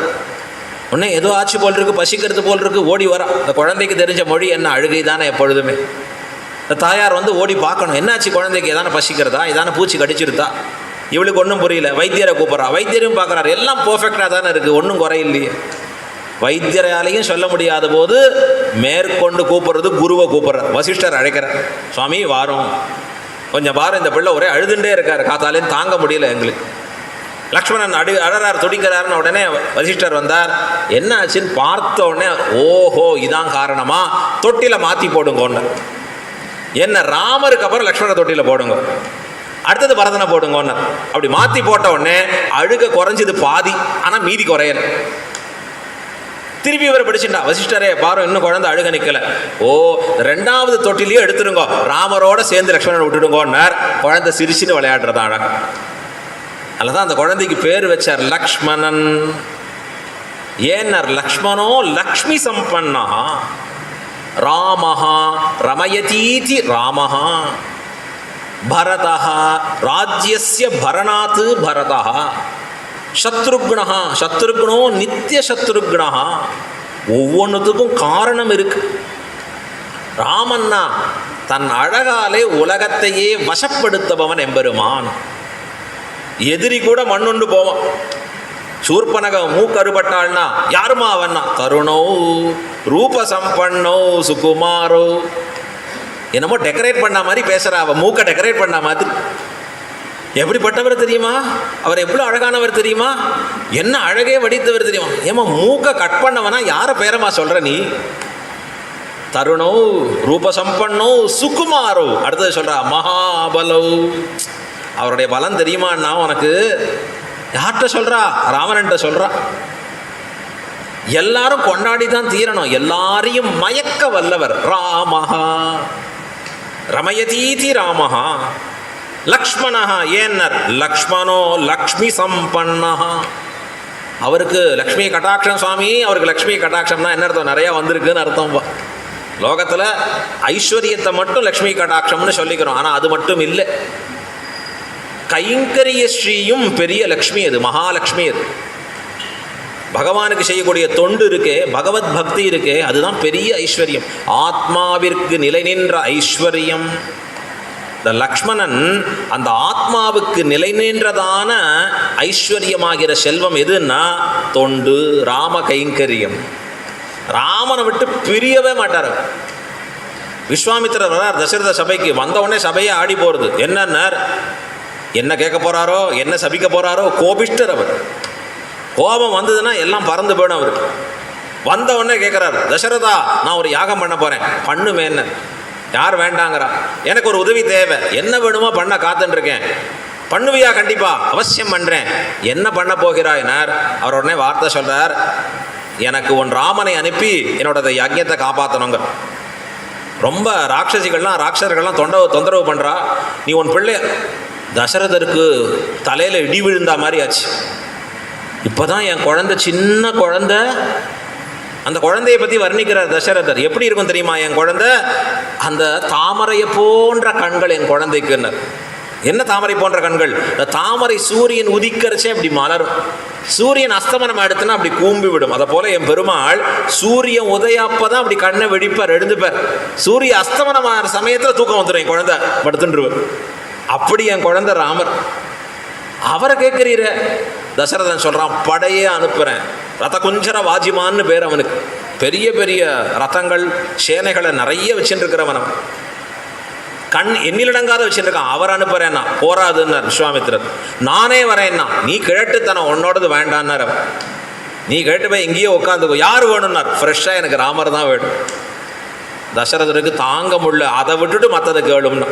அப்போ சொல்கிறார் விஸ்வாமித்திரர், அகம் வேத்மி மகாத்மானம் ராமம் சத்ய பராக்கிரமம் வசிஷ்டோபி மகாதேஜா ஏச்சேமே தபசி ஸ்திதாக. ரொம்ப அற்புதமான ஸ்லோகம் அங்கே வர்ணிக்கிறார். அகம் வேத்மி மகாத்மானம். ஏ தசரதா, நீ யாருன்னு நினச்சிட்டு இருக்க அவரை ராமனை? நான் அறிவேன். அகம் வேத்மின்னா நான் அறிவேன்னு அர்த்தம். யாரை? மகாத்மானம். மகாத்மாவாகிற யாரு? ராமம் சத்ய பராக்கிரமம். நீ அறிய மாட்டாயின்னு அர்த்தம். இதற்கு வியாக்கியானம் பண்றார் பெரியவா சான்பிள்ளை தனிஸ்லோகியில். அற்புதமான வியாக்கியானம். அவர் சொல்றார், அடே யோகத்தில் இருக்கக்கூடிய நான் அறிவேன், போகத்தில் இருக்கக்கூடிய நீ அறிய மாட்டாய். தசரதனை பார்த்து சொல்றார் விஸ்வாமித்திரர், நான் எப்படிப்பட்டவனா இருக்கேன் அழகா. நான் இங்கே அமரும் பொழுது எப்படி அமருகிறேன்னா, ஒரு கீழே இருக்கக்கூடிய ஆசனத்தை இட்டு அமருகிறேன். இந்த இடத்துல நீ அரியணை இட்டு அமர்கிறாயே, நீ அறிய மாட்டாயினார் அழகா. பவித்திரத்தால் தர்பாசனம்னு போட்டுக்கிறாளே ரிஷிகள்லாம், தர்பாசனத்தில் அமர்ந்திருக்கக்கூடிய நான் ராமனை அறிவேன், நீ அறிய மாட்டாய். எப்பொழுதும் எம்பெருமானை தபஸாலே தியானத்தாலே கண்டு கொண்டு இருக்கிறேனே, அப்படிப்பட்ட நான் அறிவேன், வெறும் ராஜகாரியங்களே மூழ்கி இருக்கக்கூடிய நீ அறிய மாட்டாய். அப்படி வர்ணிக்கிறாராம். ராமன் பெருமை உனக்கு தெரியுமா? வர்ணிச்சுட்டு உனக்கு ஒரு பாசங்கிறதால மூழ்கி இருக்காயப்பா. ஏதோ நான் தான் தந்தை, என் பிள்ளை தான் ராமன் நினச்சின்னு இருக்கேன். உடனே சொல்ல, நான் சொல்கிறது உனக்கு கிளாரிஃபிகேஷன் வேணுமா, கரெக்டானு கேட்டுக்கணுமா, பக்கத்தில் கேருன்னார். யார் அவர்னார்? வசிஷ்டோபி மகாதேஜா. போரும் போ, வசிஷ்டருக்கும் விஸ்வாமித்திரருக்கும் நல்ல பொருத்தம் தான். எலியும் பூனையும் மாதிரி 2 பேர். இவரை கண்டா அவருக்கு ஒத்துக்க முடியாது, அவரை கண்டா இவருக்காக. ஆனால் விஸ்வாமித்திரர் சொல்கிறார், நான் சொல்கிறது சத்தியம்னு என்னை கண்டா ஆகாதா இருக்கிற வசிஷ்டர் கூட சொல்லுவார். எனக்கும் அவருக்கும் ஒத்துக்காது, ஆனால் இந்த விஷயத்தில் உண்மையை சொல்லுவார்னு. யாரெல்லாம் தபஸிலே நின்னார்களோ சொல்லுவார்கள்ல. உடனே வசிஷ்டர் பார்த்தார், அடே தசரதா, வம்ப விலைக்கு வாங்காதரா, ராமர் அனுப்பி வைப்பா. விஸ்வாமித்திரர் அந்த குழந்தைக்கு நன்மையைத்தான் பண்ணுவார். ராமர் புறப்படுறாருன்னு உடனே ஒன்று வாங்கினா ஒன்று ஃப்ரீ, லக்ஷ்மணர் கூட வந்துடுவார். நானும் கிளம்பிடுவேன், நானும் கூட போயே தீருவேன். பிரியவே மாட்டார் அவர். எப்போ புறப்படுறாரோ இவர் கிளம்பிடுவேன். இப்போ எங்கே வரோன்னா காட்டுக்கு போகிறதுக்கு வரோம். இது முன்னாடி 2 இன்சிடென்ட் போயிட்டோம். இப்போ காட்டுக்கு கானகத்திற்கு கிளம்புறச்சு பெருமாள் திருவடியை கெட்டியாக பிடிச்சுட்டார். எங்கே? பிராட்டியை முன்னிட்டு சரணாகதி பண்ணுறார், என்னையும் அழைச்சிட்டு போகணும். உடனே பெருமாள் சொல்கிறார், ஒன்றை சொல்லலையேப்பா, நீ இங்கே இருக்க வேண்டி தானேப்பான்னார். இல்லை இல்லை, நான் வருவேங்க. நீ என்ன பண்ணுவ காட்டுக்கு வந்து அப்படின்னா அவர் சொல்கிறார், அகம் சர்வம் கரிஷ்யாமி ஜாகிரதா ஸ்வபதஸ்யதே. அகம் சர்வம் கரிஷ்யாமி. தேவரீருக்கு என்னென்ன கைங்கரியங்கள் வேணுமோ, தொண்டுகள் வேணுமோ, எல்லாவற்றையும் நான் செய்வேன். கண்ணை விழித்து கொண்டு வைதேஹியாசக கிரீஷானுசு ரம்யத்தே. தேவரீர் மலை தாழ்வரங்களிலே பிராட்டியோடு கூட ரமித்திருக்கக்கூடிய காலத்திலே தேவரீருக்கு வேண்டிய நற்தொண்டுகள் எல்லாவற்றையும் செய்பவனாக நான் இருப்பேன், கண் விழித்தவனாக இருப்பேன். அழகாக சொல்கிறான் லக்ஷ்மணன் சொன்னது.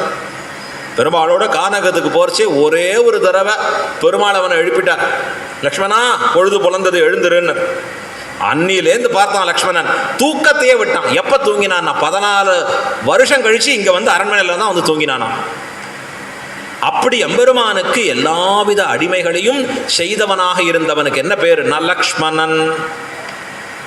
அவனை காட்டுக்கு போகிற சமயத்தில் மர உரி தரித்து, அல்பமான ஆடை, அது ராஜகுமாரர்கள் அழிகிற ஆடை என்ன, பெருமாள் அதெல்லாம் தவிர்த்து மர உரி தரித்து லக்ஷ்மணனும் தரித்து போகிறச்சே அப்போ வால்மீகி வர்ணிக்கிறார், லக்ஷ்மணோ லக்ஷ்மி சம்பன். என்ன ஆச்சரியப்பா, பெரிய மகாலட்சுமி கைவந்ததாக கூடியவன் இந்த லக்ஷ்மணன். என்ன? ராம கைங்கரியமாகிற நற்செல்வம், பெருமாளுக்கு இடைவிடாது பண்ணுகிற தொண்டு. தொண்டு பண்ணுறதுக்கு அரண்மனையில் ஏகப்பட்ட போட்டி. ஆனால் கானகத்துக்கு போனால் எல்லாம் லக்ஷ்மணன். அரண்மனையில் காத்தால பெருமாள் எழுந்துக்கு போகிறார். அவரை துயில் எழுப்புவதற்கு, வீணாகானம் பண்ணணும், பாடுவதற்கு அங்கே ஒரு 20 பேர் காத்துட்டுருக்கா. பெருமாள் அப்படி தீர்த்தமாட குளிக்க போகிறார். போகிறச்சே அங்கே அவருக்கு வேண்டிய சாமான்கள்லாம் கொண்டு வரணும், தீர்த்தம் கொண்டு வரணும், மற்றது கொண்டு வரணும்னா அது ஒரு 50 பேர் காத்துட்டுருக்கா. தீர்த்தாமாட்டு வரஞ்சே வஸ்திரம் கொடுக்கணும், அதில் 10 பேர் காத்துட்டுருக்கா. லக்ஷ்மணர் பார்த்தார், நமக்கு எங்கேயா சான்ஸ் இங்கே. ஆனால் கானகம் போனால் எல்லா தொண்டும் இவர் ஒருவரே செய்தார். இவர் ஒருத்தர் தான் பெருமாளுக்கு. அகம் சர்வம் கரிஷ்யாமி, நான் ஒருவனே எல்லாவற்றையும் செய்கிறேன். பர்ணசாலை அமைக்கணுமா அமைக்கிறேன், தளிகை பண்ணணுமா தளிகை பண்ணி வைக்கிறேன், தீர்த்தம் கொண்டு வரணுமா கொண்டு வந்து கொடுக்கிறேன், எல்லாவித அடிமைகளையும் செய்தார். அப்ப கானகத்திற்கு போனதாலே அவர் நல்ல புஷ்டி ஆயிட்டாரா லக்ஷ்மணன். அரண்மனைக்கு வந்த உடனே வாடிட்டார். நமக்கெல்லாம் மாற்றி தானே இருக்கும். அரண்மனையில் இருந்தால் நல்லா புஷ்டியாக இருக்கும், கானகம் போனால் காய்கனி சாப்பிட்டா வாடிதானே போகும்னா, ராம கைங்கரியமாகிற தொண்டு உண்ணதாலே அவருக்கு எப்படி அடுத்தவர் புஷ்டி ஆயிட்டார் கானகத்தில். அரண்மனையில் வந்தால் ஒரே போட்டி. ஆகையாலே அவருக்கு என்னென்ன இந்த கைங்கரியம் சரியாக கிடைக்காது. ஏதோ 10ல் 1 கைங்கரியம். ஸ்ரீரங்கத்தில் பெருமாள் எழுந்துருள பண்ண கைங்கரியம் ஸ்ரீபாதம் தாங்கிகாள்னு பேர். எம்பெருமானா தன்னுடைய தோள்களில் சுமந்து வரக்கூடிய கைங்கரியம். அதில் ஒரு 16 பேர் தான் இருப்பாள். ஆனால் வாகனங்களில் பெருமாள் புறப்பாடு கண்டருள்ள பொழுது அவள் மட்டும் போராது. வேறு வேறு உத்தியோகத்தில் இருக்கிற சீவைஷ்ணவர்கள்லாம் அழைச்சின்னு வருவாள். உற்சவ சமயத்தில் வர ஆரம்பிப்பாள். இப்போ எப்படி எடுத்தோன்னா, அந்த உற்சவ சமயத்தில் கைங்கரியம் பண்ணவா கும்பல் நிறைய எடுத்து, அவளுக்கு பேர் வேத்தாள்னு பேர். இப்போ எல்லா குழந்தைகளுக்கும் அதில் ரொம்ப ஆசை. சீவைஷ்ணவ குழந்தைகளுக்கெல்லாம் அழகாக நானும் பெருமாள் கைங்கரியம் பண்ணுறேன். அப்போ எல்லாரும் தோள் கொடுக்கறச்சே என்னாச்சுன்னார், அந்த தோள் கொடுக்கறது இப்போ 10 அடி நடந்தால் இன்னொரு தோள் மாற்றணும். 10 அடிக்கு தான் அவளுக்கு சான்ஸு. அடுத்த 10 அடிக்கு இன்னொருத்தர் வந்துடுவோம். அடுத்த 10 அடிக்கு இன்னொருத்தர். இது எங்கேயாவது பராக் பார்த்தான்னா அந்த 10 அடியும் போச்சு நடக்கிறது. ஸ்ரீரங்கநாதர் அப்படி கை கொள்ளுபவர் கைங்கரியத்தை. எனக்கு யார் கைங்கரியத்துக்கு வேணுமோ அப்படி எடுத்துப்பேன்னு சாமர்த்தியம் இருக்கிறவர். நமக்காவாரை நாமே தேடிக்கொள்ளும். ஸ்ரீரங்கத்தில் மட்டும் கைங்கரியம்னா போட்டி போட்டுன்னு காத்துன்னு இருக்கணும். கொஞ்சம் அசந்தம் முடிஞ்சு போச்சு. நம்பர் மால்ட்ட அப்படி வச்சுக்கிறார் அழகா. இப்போ லக்ஷ்மணும் லக்ஷ்மி சம்பன்னா. இந்த லக்ஷ்மணன் கானகத்திற்கு போனப்ப என்ன பண்ணான்? அனுஷ்டானங்கள்லாம் ஒழுங்காக பண்ணானா? ஒரு நாள் ஒரு அனுஷ்டானம் பண்ண முடியல. அக்னிகாரியமே பண்ணலை. அவன் சத்திரிய குலத்தில் பிறந்தவன். அவனுக்கும் வைதிக தர்மங்களை கடைபிடிக்க வேண்டியது இருக்குது. அப்படி எதான பண்ண முடிச்சுதான்னா இல்லை. ஏன்னார், எல்லாம் ராம கைங்கரியத்திலே மூழ்கினான். பெருமாள் கைங்கரியத்தில் பூர்த்தியானது இருக்கவன். விசேஷ தர்மத்திலே பொதுவானது நழுவும் அப்படின்னு ஒரு சாஸ்திரம் இருக்குது. நமக்கு பெரியோர்கள் காட்டிய வழி. சந்தியாவந்தனம்னா அகரகர் சந்தியாம் உபாசீத்த. சந்தியாவந்தனம் பண்ணேடானா, நேத்தியே பண்ணிவிட்டேனே. சில பேர் சந்தியாவந்தனம் பண்ணேடா, அதெல்லாம் போன வருஷமே பண்ணி முடிச்சுட்டேன் அப்படிலாம் சொல்ல முடியாது. அன்னன்னைக்கு அந்தந்த வேலைக்கு சந்தியாவந்தனம் பண்ணணும், பண்ணியே தீரணும். மற்றதெல்லாம் யூடியூப்பில் 4 மணி நேரம் பார்க்குறான், 5 நிமிஷம் சந்தியாவந்தனம்னா சந்தியாவந்தனம் பண்ணுறதுக்குள்ளே டயர்டாக எடுத்து முழுக்க. சந்தியாவந்தனம் தான் தபஸ் பிராமணனுக்கு.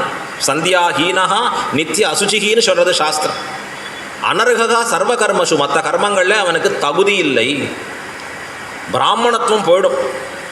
சரி, சந்தியாவந்தனம் பண்ணால் என்ன பலன்னா? ஒரு பலனும் கிடையாது. சந்தியாவந்தனம் பண்ணலைன்னா நரகத்தில் போய் விடக்கூடிய பாப்பம். எப்படியெல்லாம் ரூல் போட்டிருக்கா பாருங்க. முழுக்க பிராமணனாக இருக்கிறதுனா தலைவலி தான் முழுக்க. ஒன்னொன்னையும் விடாத கடைபிடிக்கணும் எல்லா இடங்கள்லையும். பராசர பட்டர் ஸ்ரீரங்க க்ஷேத்திரத்தில் ஸ்ரீரங்கநாதருக்கு பெருமாளுடைய புறப்பாடில் போகிறார். பெருமாளோடு எழுந்தருளுகிறார். ஊஞ்சல் உற்சவத்தில் பெருமாளுக்கு திருவாலவட்டம் வீசுகிறார். சாமரம் வீசி கொண்டு இருக்கிறார் பட்டர்.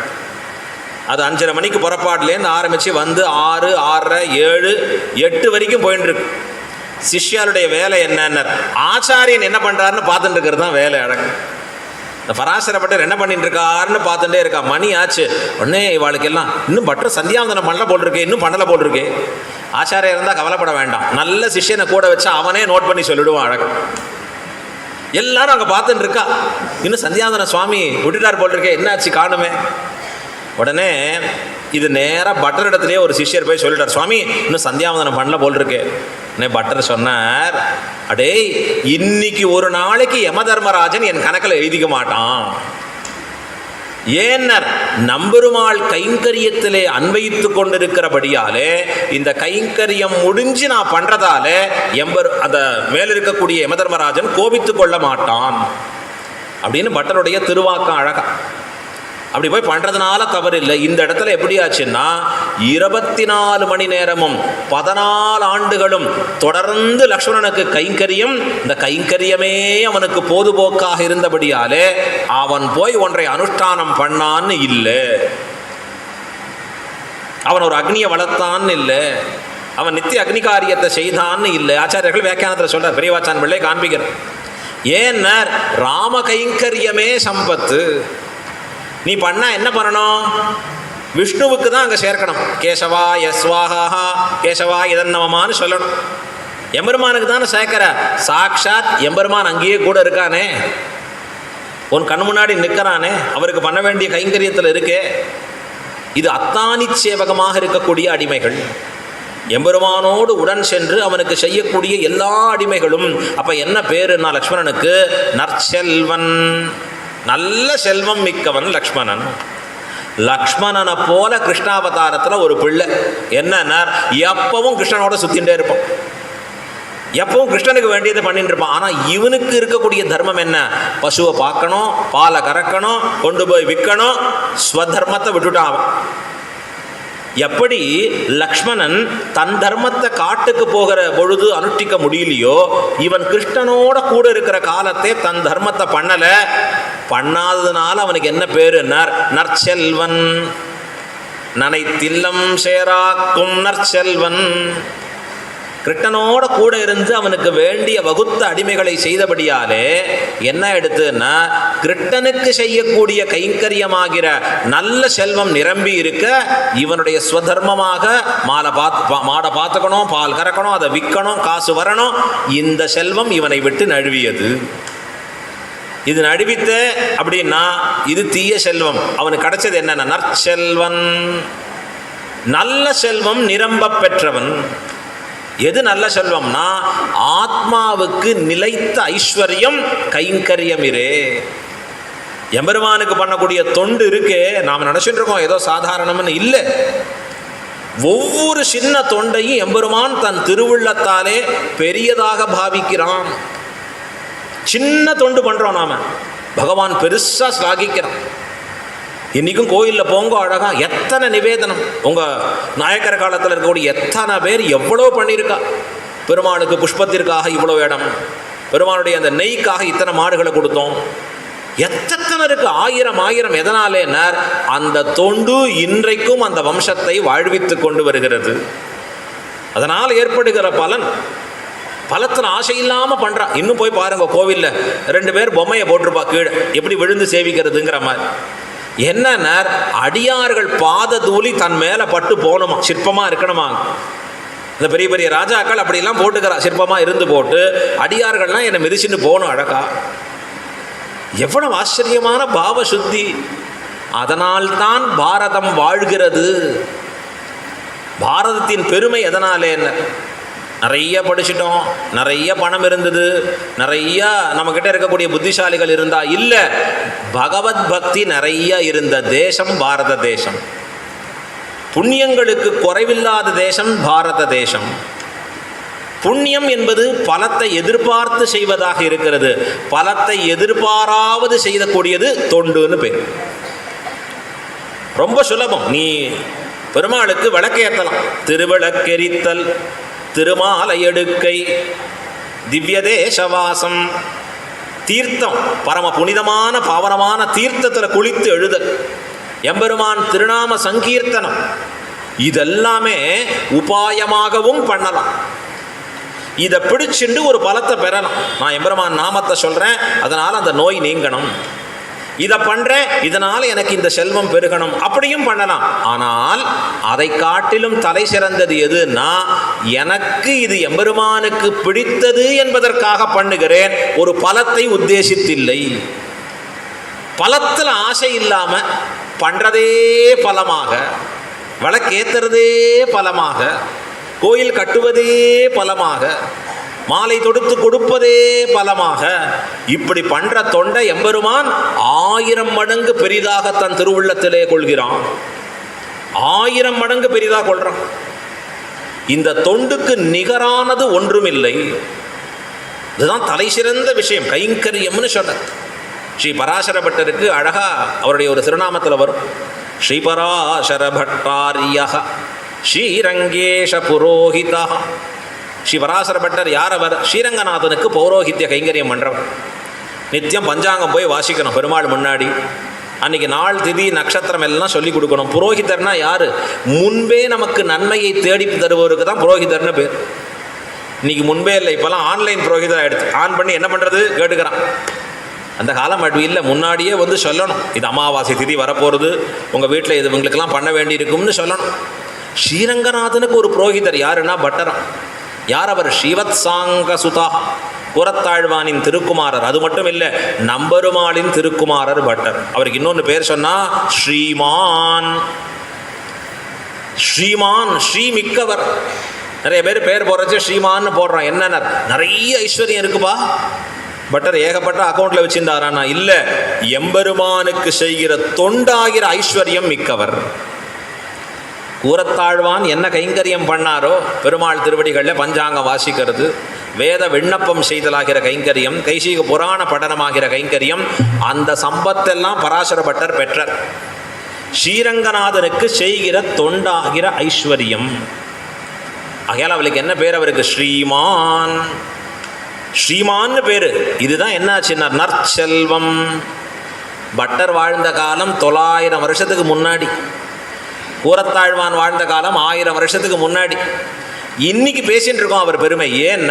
நற்செல்வம் நிரம்ப பெற்றவர்கள். அதுக்கு நடுவில் எத்தனை ராஜாக்கள், எத்தனை பேர் வந்துட்டு போயிருப்பா. யோசிச்சு பாருங்க, எத்தனை பணக்காரன் வாழ்ந்துட்டு போயிருப்பான் இந்த உலகத்தில். எங்கேயாவது பேர் சொல்லும்படியா இருக்குமான்னா இல்லவே இல்லை. இன்னைக்கும் இவர்கள் பேர் சொல்லுகிறோம், இனியும் 1000 ஆண்டுகள் கழித்து சொல்லுகிறோம். ஏன்னா என்னைக்குமே மாறாத இன்ட்ரெஸ்ட் கொடுக்கிற ஃபிக்ஸட் டெபாசிட்டை எம்பெருமான் திருவுள்ளத்தில் இவாள்லாம் போட்டாச்சு. கூரத்தாழ்வான் சேர்த்து வச்சாச்சு, பராசர பட்டர் சேர்த்து வச்சாச்சு. எங்களுடைய வாழ்க்கை என்னன்னா சொகுசாக படுத்துட்டே அனுபவிக்க வேண்டியதுதான். ஒன்றும் நாங்கள் பெருசாக பண்ணலை. பராசர பட்டர் மாதிரி ஸ்ரீரங்கராஜசவம், ஸ்ரீகுண ரத்னகோஷம், பகவத்குண தர்ப்பணம், இதை பண்ணி அதை பண்ணி சந்ததம் சொல்லி ஒன்றும் இல்லை. என்னன்னா எங்கள் பட்டர் டெபாசிட் போட்ட இன்ட்ரெஸ்ட்டில் நாங்கள்லாம் வாழறோம். எங்களுக்கு என்னென்ன ஸ்ரீமான் பக்கத்தில் போய் நிற்கிறச்சு. அந்த ரங்கநாதர் சொல்கிறார், ரொடப்பாடு பராசர பட்டர். அந்த பட்டர் எங்க, நாம் எங்க? அந்த சம்பந்தத்தால் பார்க்கிறார். அப்போ எவ்வளோ பெரிய உயர்ந்தது பாருங்க. நற்செல்வம், இதுதான் நல்ல செல்வம். நம்மோடு வருகின்ற செல்வம், உயிர் பிரிந்தாலும் தொடர்கின்ற செல்வம், நான் 7 தலைமுறைக்கும் என்றும் வட்டி கொடுக்கிற செல்வம் இது, வாழ்விக்கிற செல்வம் இது, செல்வோம் என்று சொல்லாத செல்வம் இது, யாராலும் திருடப்படாத செல்வம் இது. இதுதான் தொண்டு கைங்கரியத்தினுடைய தன்னேற்றம். அதான் ஆழ்வார் சொல்றார், தொண்டரோமாய் உய்யலல்லால் இல்லை கண்டீர் துணையே. தொண்டரோமாய் நாம் உய்வதல்லால் நமக்கு என்ன துணை இருக்கிறது? ஸ்ரீரங்கத்தில் பாருங்க, இன்னைக்கு எங்கள் ஒரு வம்சம் இல்லை, இன்னும் ஒவ்வொரு வம்சமும் இருக்குது. கோயில் அண்ணன் வம்சம், முதலியாண்டான் திருவம்சம், அரையர் திருவம்சம், நாதமுனிகள்லேருந்து தொடங்கி வரக்கூடிய அற்புதமான ஒரு திருவம்சம். இத்தனை வம்சத்தை வச்சுன்னு ஸ்ரீரங்கநாதர் வாழ்விக்கிறார்னா நற்செல்வம். நல்ல செல்வங்களை சேர்த்தா வாழலாம். ஸ்ரீரங்கநாதனுக்கு பண்ணுகிற கைங்கரியமாகிற செல்வம். வேத விண்ணப்பத்தை இதை கையில் இங்கே வாங்கிட்டு துளசியை வச்சு வேதத்தை சொல்லி அங்கே போய் கொடுக்கணும். கொடுத்தா நம்பெருமாள் திருவடியில் போய் சேர்க்குறான். இது யார் பண்ணது? ஒன்னான பராசர பட்டர் பண்ணது. இன்னைக்கு அடியேனும் பண்ணால் வாங்கிக்கிறாருன்னா அப்போ ஒன்னான பராசர பட்டர் எவ்வளோ பக்தியோடு பண்ணியிருக்கணும், எவ்வளவு அந்த செல்வத்தை ஸ்ரீரங்கநாதர் திருவுள்ளத்தில் இடம் பிடித்திருக்க வேணும்.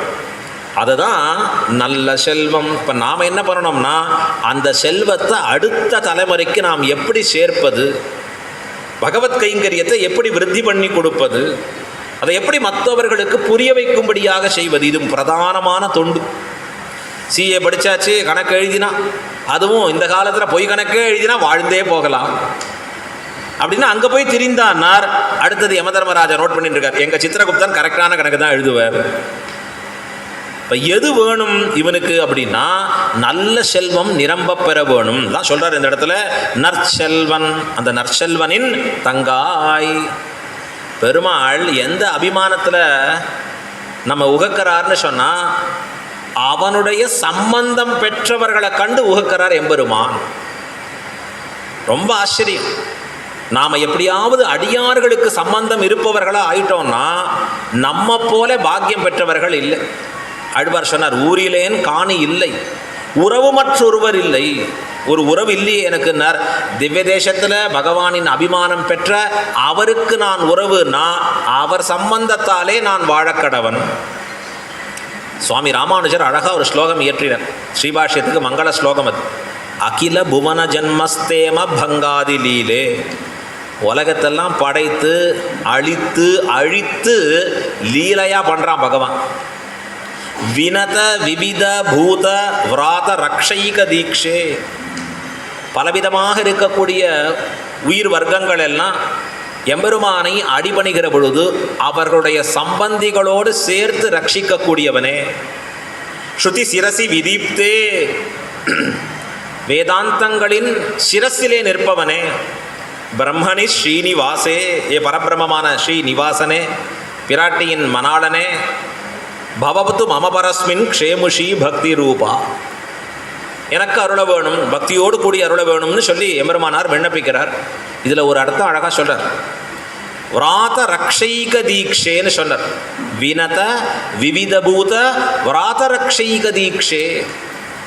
பல பேரை எம்பெருமான் ரட்சிக்கிறான் அப்படிங்கிறது இல்லை, அவர்கள் சம்பந்தம் இருக்கிறவர்களையும் ரட்சிக்கிறான். இதற்கு ஒரு வியாக்கியானம் இருக்கு. ஸ்ருதப்பிரகாஷிகாச்சாரியர்னு பேர், சுதர்சன சூரின்னு பேர். ஒரு பெரிய மகான் ஞானின்னா அப்படிப்பட்ட ஞானி. முடிஞ்சால் அவரை பற்றி இருக்கிற சரித்திரம் வேற ஒன்றில் பார்ப்போம். வள்ளல் பெரும்பசுக்கள் அப்படிங்கிற இடத்துல ஏற்ற குளங்கள் எதிர்வங்கி மீதளிக்குங்கிற இடத்துல எத்தனையோ ஆச்சாரியர்களை பார்க்கணும். எத்தனை பார்க்குறோம் எத்தனை விடுறோன்னு தெரியல, விடுறது தான் ஜாஸ்தி. இந்த சுதர்சன சூரிங்கிற மகான் பட்டருடைய திருவம்சத்திலே தோன்றினவர். ஸ்ருதப்பிரகாஷிகைன்னு ஒன்று பண்ணுறார் ஸ்ரீபாஷ்யத்துக்கு வியாக்கியானம். பிரபத்தியே பிரணவாகாரம் பாஷ்யம் ரங்கமிவாபரம் பரஸ்ய பிரம்மனோ யத்ர சேஷித்துவம் சுடமீக்ஷதேன்னு அற்புதமாக தொடங்கக்கூடிய அவருடைய மங்கள ஸ்லோகம் வியாக்கியானம். அதில் சொல்கிறார், அங்கே சுவாமி ராமானுஜர் காண்பிச்சிருக்காரே இது என்ன அர்த்தம். ஒரு கதையை சொல்கிற. கண்டாகரன்னு ஒருத்தர் இருந்தான். அவன் பரமசிவ பக்தன், பரமசிவ பரமபக்தன். அவன் சிவன்கிட்ட உயிராக இருக்கக்கூடியவன். அந்த கண்டாகரன் எப்படி உயிராக இருக்கக்கூடியவன்னா, எப்பவும் சிவன் பேரை உச்சரிச்சுட்டே இருப்பான். யாராவது தப்பி தவறி வேற நாமம் சொன்னால் காதில் பெரிய மணி கட்டிடுவான், இப்படி இப்படி நடிச்சிடுவான். அவன் பக்கத்தில் போய் யாராவது நாராயணான்னு சொல்லிட்டா போச்சு, 2 கண்டத்தையும் பெருசாக மணி அடிச்சுப்பான். அதனால் அவனுக்கு பேரே என்னாச்சினார், கண்டாகரன். காதில் 2 காதலையும் பெரிய மணியை கட்டி இருப்பவன். அவ்வளோ பக்தன் அவன் சிவனிடத்தில். அவன் ஒரு பூதமாக தெரியக்கூடியவன் அவன் உலகத்தில். இப்போ அவன் தெரியக்கூடியவனாக இருக்கக்கூடியவன் என்ன ஆச்சு அவனுக்கு கண்டாகரனுக்குன்னா, ஒரு சமயத்தில் அந்த சிவனிடத்தில் போய் அவன் ஒரு வரன் கேட்கிறான். என்ன வரன்னா, இந்த உலகத்தில் எல்லாவற்றையும் பார்த்து எனக்கு ரொம்ப ரொம்ப அலுப்பு தட்டுகிறது, ரொம்ப அலுப்பாக இருக்கு எனக்கு இந்த இனிமே உலகத்தில் பிறவாமை வேணும், இனி பிறந்து இரவாமை, எனக்கு பிறந்து இரவாமைங்கிற வரம் வேணும், பிறக்கக்கூடாது இறக்கக்கூடாது, புனரபி மரணம் புனரபி ஜனனம்ங்கிறதுலேருந்து எனக்கு வெளியில் வரணும்னு அந்த கண்டாகரன் சொல்கிறான். என்ன சொல்கிறச்சே அப்போ சிவன் சொல்லக்கூடிய வார்த்தை, அதை தவிர நீ மற்றதெல்லாம் கேட்கலாம். இல்லை எனக்கு மோட்சம், மோட்சம் இச்சே ஜனார்தனஹா. இந்த பாகவதத்தில் வரக்கூடியதெல்லாம் இந்த மோட்சம் வேணும்னு சொன்னால் அது ஜனார்தனனான எம்பெருமானிடத்தில் மட்டும்தான் கேட்கணும். அப்போ உனக்கு எனக்கு அந்த சக்தி இல்லை. மோட்சம் மட்டும் எம்பெருமான் மட்டுமே கொடுக்கக்கூடிய ஒரு விஷயம். இது வார்த்தை கேட்ட உடனே கண்டாரனுக்கு ஒரே கோபம். இவ்வளோ நாள் ஒரு இடத்துல பக்தனாக இருந்தேனே, சே அந்த நாராயணன் பேரை கேட்காம இருந்தேனே, இப்போ யார் பெயரை சொன்னால்தான் மோட்சமோ அவர் பேரை கேட்காம இருந்தேனே இது வரைக்கும் என்று மணிகளை பிச்சு எரிந்தான். எரிந்த பிறகு நான் நீ உன் பக்தன் இல்லைன்னு புறப்பறச்சே கண்டாகரன் கேட்டான் சிவனை பார்த்து, இவ்வளோ நாள் பக்தனாக இருந்தேனே எனக்கு ஒரு உதவி பண்ணுன்னு. என்ன உதவி வேணும்னா, அந்த நாராயணனை எங்கே பார்ப்பது, அவரை எங்கே பார்த்து எப்படி நான் வரன் வாங்குவதுன்னு. உடனே அதுக்கு சிவபெருமான் அழகான அவனுக்கு ஒரு உபாயம் சொன்னார். கவலைப்படாத, அவர் கிருஷ்ணனா அவதாரம் பண்ண போகிறார், திருவதாரம்.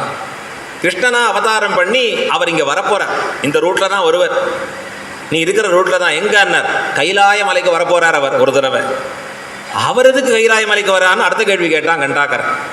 இல்லை, அவர் எதுக்கு வராருன்னா தனக்கு ஒரு புத்திரன் வேணுங்கிறதுக்காக வரார். கண்டாகரனுக்கு ஒன்றுமே புரியல. அவர் தான் மோட்சம் கொடுப்பாங்கிறீரு, அவரை தவிர வேற யாரும் கொடுக்க முடியாதுங்கிறார், உங்களாலேயே முடியாதுன்னா அப்போ எதுக்கு உங்களை தேடி வராருன்னு கேட்டான் கண்டாகரன். அதுக்கு உடனே சிவன் பக்தன் இல்லையா, உண்மையை சொல்லணும் இல்லையா, எப்போ பாரு உலகத்தில் அவருக்கு பிரசித்தி நிறையா இருக்குது, எனக்கும் கொஞ்சம் பிரசித்தி ஏற்படமேன்னு அவர்கிட்ட பிரார்த்திச்சுட்டேன். எம்பெருமான் வள்ளல் பாருங்கோ, உனக்கும் உண்டாக்குகிறேன், என்ன பண்ணணும்னார், என்கிட்ட வந்து வரன் கேட்கணும்னார். பண்ணிட்டா போச்சுன்னா எம்பெருமான். எவ்வளோ ஆச்சரியம் இது, எவ்வளோ உதார குணம். பெரிய பொசிஷன் ஒருத்தன் வந்தாச்சு, ஐஏஎஸ் ஆயாச்சு, கீழே ஒரு பியூன் இருக்கான்.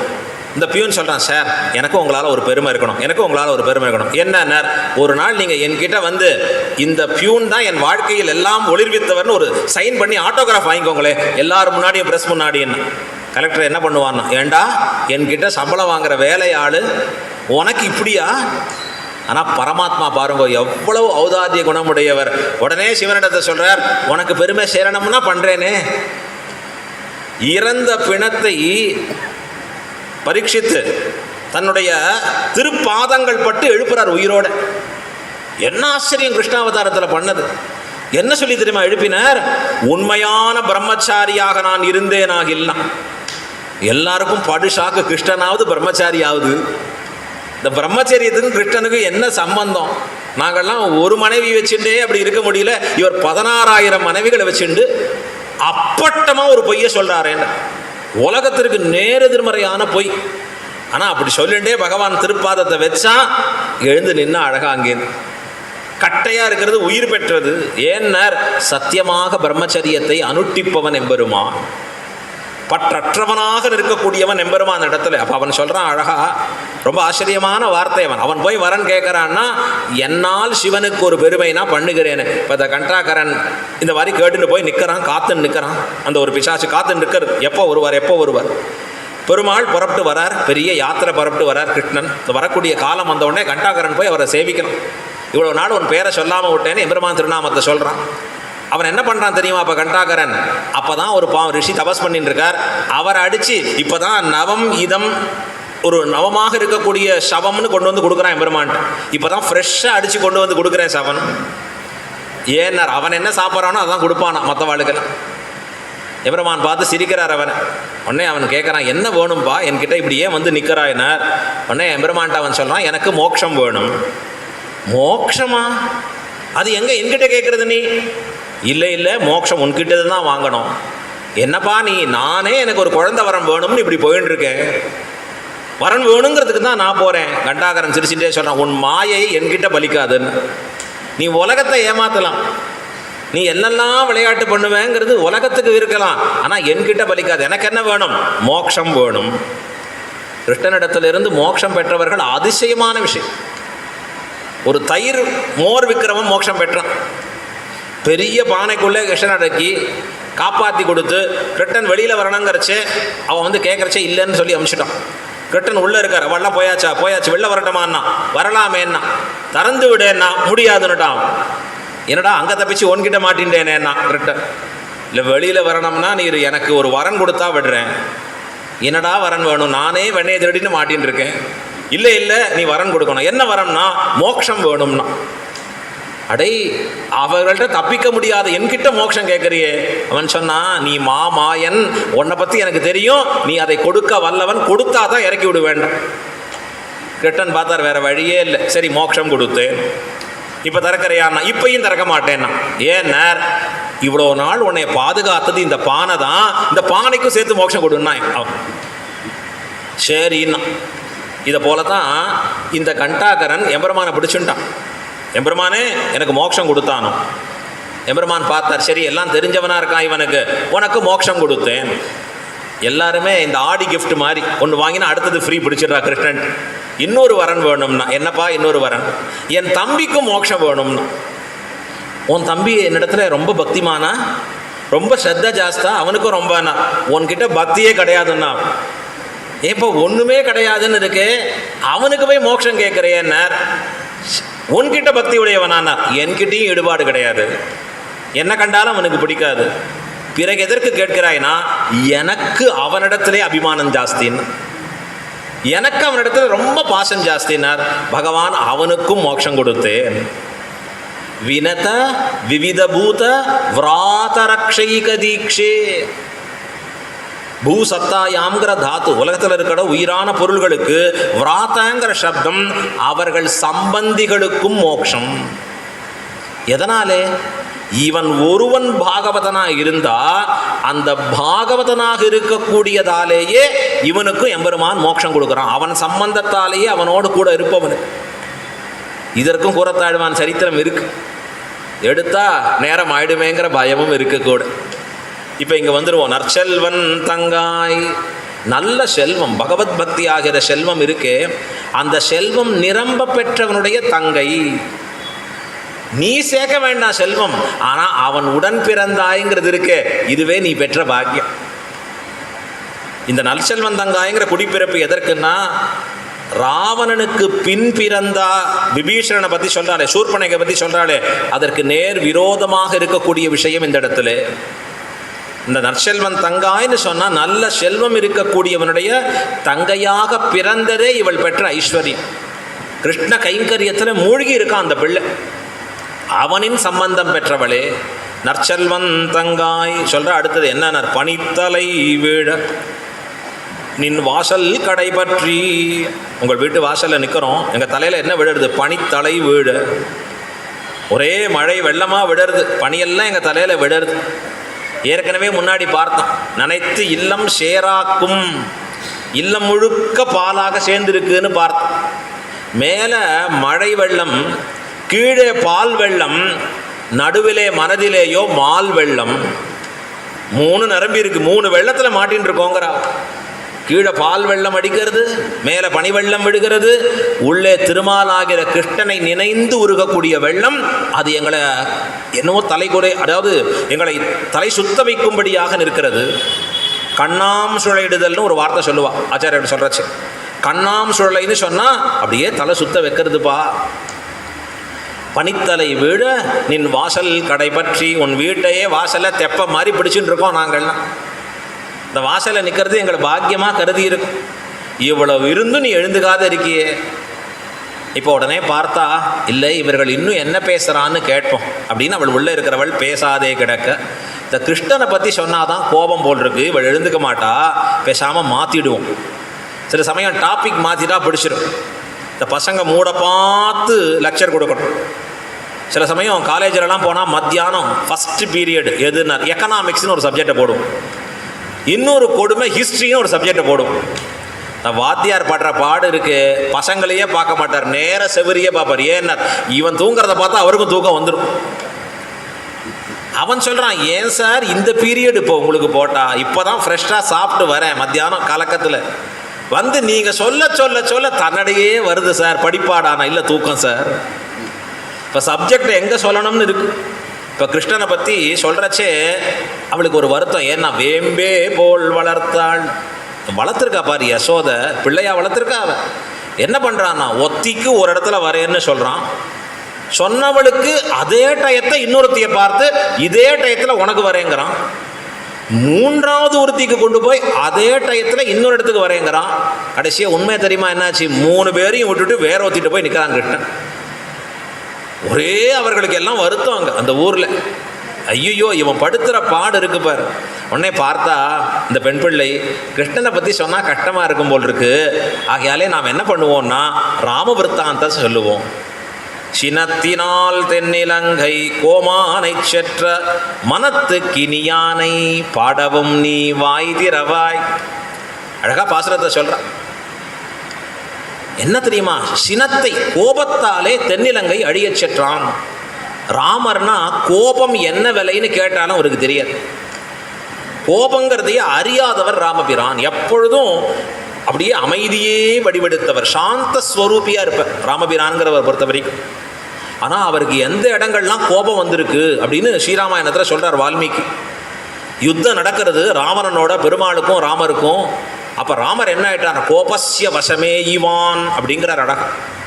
கோபத்தின் வசமானான் ராமன். பெருமாளுக்கு கோபம் வந்ததுன்னு சொல்லலை, கோபம் இட்ட வழக்காய் மாறினான். கோபம் எப்படி நியமிக்கிறதோ அப்படி பண்ண ஆரம்பித்தான். அப்போ கோபம் எப்படி நியமிக்கிறதுனா என்ன வேணால் பண்ணோது. எப்போ வந்ததுன்னா, பெருமாள் தன்னை ராவணன் அடிக்கிற பொழுது கோபப்படலை. ஆனால் பிளவங்க சார்தூலனாக நிற்கக்கூடிய அற்புதமான திருவடி ஹனுமார் இருக்காரே, அவரை இந்த ராவணன் அடிக்க அடிக்க பெருமாளுக்கு கோபத்தின் வசமானான்.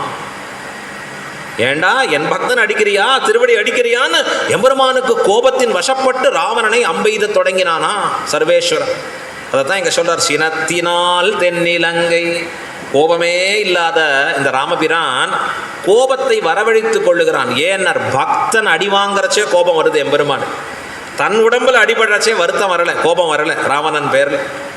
இந்த சினத்தினால் தென்னிலங்கை கோமான். தென்னிலங்கை கோமான்னு சொல்கிறான். ராவணன் என்ன சொல்லணும், ஸ்ரீராமாயணம் படிச்சேன்னா ராவணனை பற்றி திட்டுறது தான் அதிகம். ராவணோ நாம துர்வருத்தோ ராட்சசோ ராட்சசேஸ்வரா. ராவணன் என்கிற கெட்ட நடத்தை உடையவன், ராட்சசர்களின் தலைவன். இதான் எல்லா புராணங்களும் சொல்கிறது. இதிகாசம் ஸ்ரீராமாயணம் அதான் தெளிவாக சொல்கிறது. ஆனால் இன்னைக்கு இருக்கிற படுபாவிகள் பட்டிமன்றம் வச்சு ராவணன் தமிழன், அவனை போல உண்டா, மகா பாப்பி. திருக்குறள் சொன்னதுக்கு நேர் எதிர்மறை தமிழில் சொல்ற திருக்குறள், பிறர்மனை நோக்காத பேராண்மை தான் நோக்கும் அறனொன்றா ஆன்ற ஒழுக்குங்கிற. ஒழுக்கத்தில் சிறந்த ஒழுக்கம் எது? மற்றவர் மனைவியை கண்ணெடுத்தும் பாராத தன்மை. அடே, ஒரு பக்கம் தமிழன் தமிழன் தமிழ் பண்பாடு தமிழ் பொதுமறை திருக்குறள்னு குதிக்கிற, இன்னொரு பக்கம் பார்த்து எங்கள் கட்சி ராவணன் எங்கள் கட்சி ராவணன். போரும் பரஸ்பரம் விரோதம். தமிழன் தமிழ் பண்பாடு அப்படின்னா பிறர் மனையை நோக்காத பேராண்மை இருக்கிறவன் தமிழன். அதற்கு விரோதமாக நடக்கிற ராவணன் எவனுக்கா இருந்தாலும் எதிரி தான் அவன். இது கூட புரிஞ்சுக்க தெரியல. எங்க புத்தி படுத்து பாருங்க. அவனுக்கு போற புத்தியை பாட்டம், கேட்கிற ஜனங்களுக்கு புத்தியை பாருங்க. ஐயோ, கொடுமையிலையும் கொடுமை. சரி, அது விடுவோம், இங்க வருவோம். தென்னிலங்கை கோமானை செற்ற. தென்னிலங்கை கோமான் இலங்கைக்கு அதிபதினு சொல்றான். இது என்ன ஆச்சரியம்! அவனை பார்த்து தாழ்ந்தவன் வார்த்தை சொல்ல வேண்டியிருக்க. முன்பொலா வீராவணன். ஆழ்வார் பாசுரத்தில் சொல்றச்சே முன்பொலாவி ராவணன். அவனை போல ஒரு பொல்லாத பைய கிடையாது. பொல்லா அவரக்கனை வரப்போறது இந்த இடத்துல. இப்போ இங்கே என்ன சொல்றாருன்னா தென்னிலங்கை கோமானை அப்படின்னு வார்த்தை சொல்றச்சே. ஏன் தென்னிலங்கை கோமான்னு சொல்லும்படியா இருக்குன்னா, திருவடி மைதித்த ஐஸ்வர்யம் இரேனர். திருவடி கொண்டாடினாராம், அனுமார் கொண்டாடினாராம். அடே, ராவணனுடைய ஐஸ்வர்யத்தை பார்க்கறச்சே ஒரு இந்த கெட்ட குணம், மற்ற மனைவிகளை பார்க்கிற இந்த தன்மை மட்டும் இல்லாது இருந்தா இவன் இந்திரனுக்கு மேல இருந்திருப்பான். என்ன அனுமார் எவ்வளவு உயர்ந்திருக்கலாம் இவன். பைத்தியம் இப்படி அழிகிறது என்ன? தென்னிலங்கை கோமானை செற்ற. சினத்தினால் தென்னிலங்கை கோமானை செற்ற. அவனை அழியச் செய்தானா எம்பெருமான். எப்படின்னார், படையை அழித்து தேரை அழித்து அவன் ஆயுதங்களை அழித்து கரங்களை அழித்து கடைசியா அவன் மானத்தை அழித்து அவனை கொன்றான் எம்பெருமான். ஒரே பானத்தில் கொன்னுடல அவனை. இதெல்லாம் தான் கஷ்டப்பட்டு கஷ்டப்பட்டு கஷ்டப்பட்டு கடைசியில இறக்கும்படியாக ஆனான். கோமானை செற்ற. அவன் யாருன்னார், ராமருக்கு பேர் சொல்றா இந்த இடத்துல, மனத்துக்கு இனியான். ராமர் திருநாமம் கேட்டாலே இந்த இடத்துல மனசு குளிர்ந்துடுமா. அப்படி ஏதான ஒரு பொருளை ஃப்ரிட்ஜில் வச்சா குளிர்ச்சியாயிடுமே. அது போல ராம திருநாமம் எப்படின்னார், குளிர்ச்சியானது, மனத்துக்கு இனியவன். பராசரப்பட்டர் ஸ்ரீ விட்டு சகஸ்ரநாமத்துக்கு வியாக்கியானம் பண்ற பகவத்குண தர்ப்பணத்தில் அற்புதமாக சொல்றார். எந்தெந்த திருநாமங்கள் யாரா சொல்றதுன்னு சொல்றச்சே, பெருமாள் சக்கரவர்த்தி திருமன் ராமனை சொல்ற திருநாமம் இருக்கு. எதுல இருந்து? பரர்திஹி பரமஸ்பஷ்டா துஷ்ட புஷ்ட சுபேக்ஷணா ராமோ விராமோ விரஜோ மார்கோ நேயோ நயோ நயா வீரசக்திமதாம் சிரேஷ்டோன்னு இருது.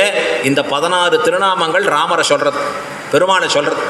பரர்திஹி அதுக்கு மட்டும் ஒரு இன்ட்ரோடக்ஷன் எழுதுறார் பராசரப்பட்டர். என்ன சொல்றாருன்னா, ஈத உபரி மிருத சஞ்சீவனம் ராமவிருத்தாந்தம். இதற்கு மேலே வருதே ராமனுடைய சரித்திரம் திருநாமங்கள் எப்படிப்பட்டதுன்னார், இறந்தவனை உயிரூட்ட வல்ல ராம திருநாமம்.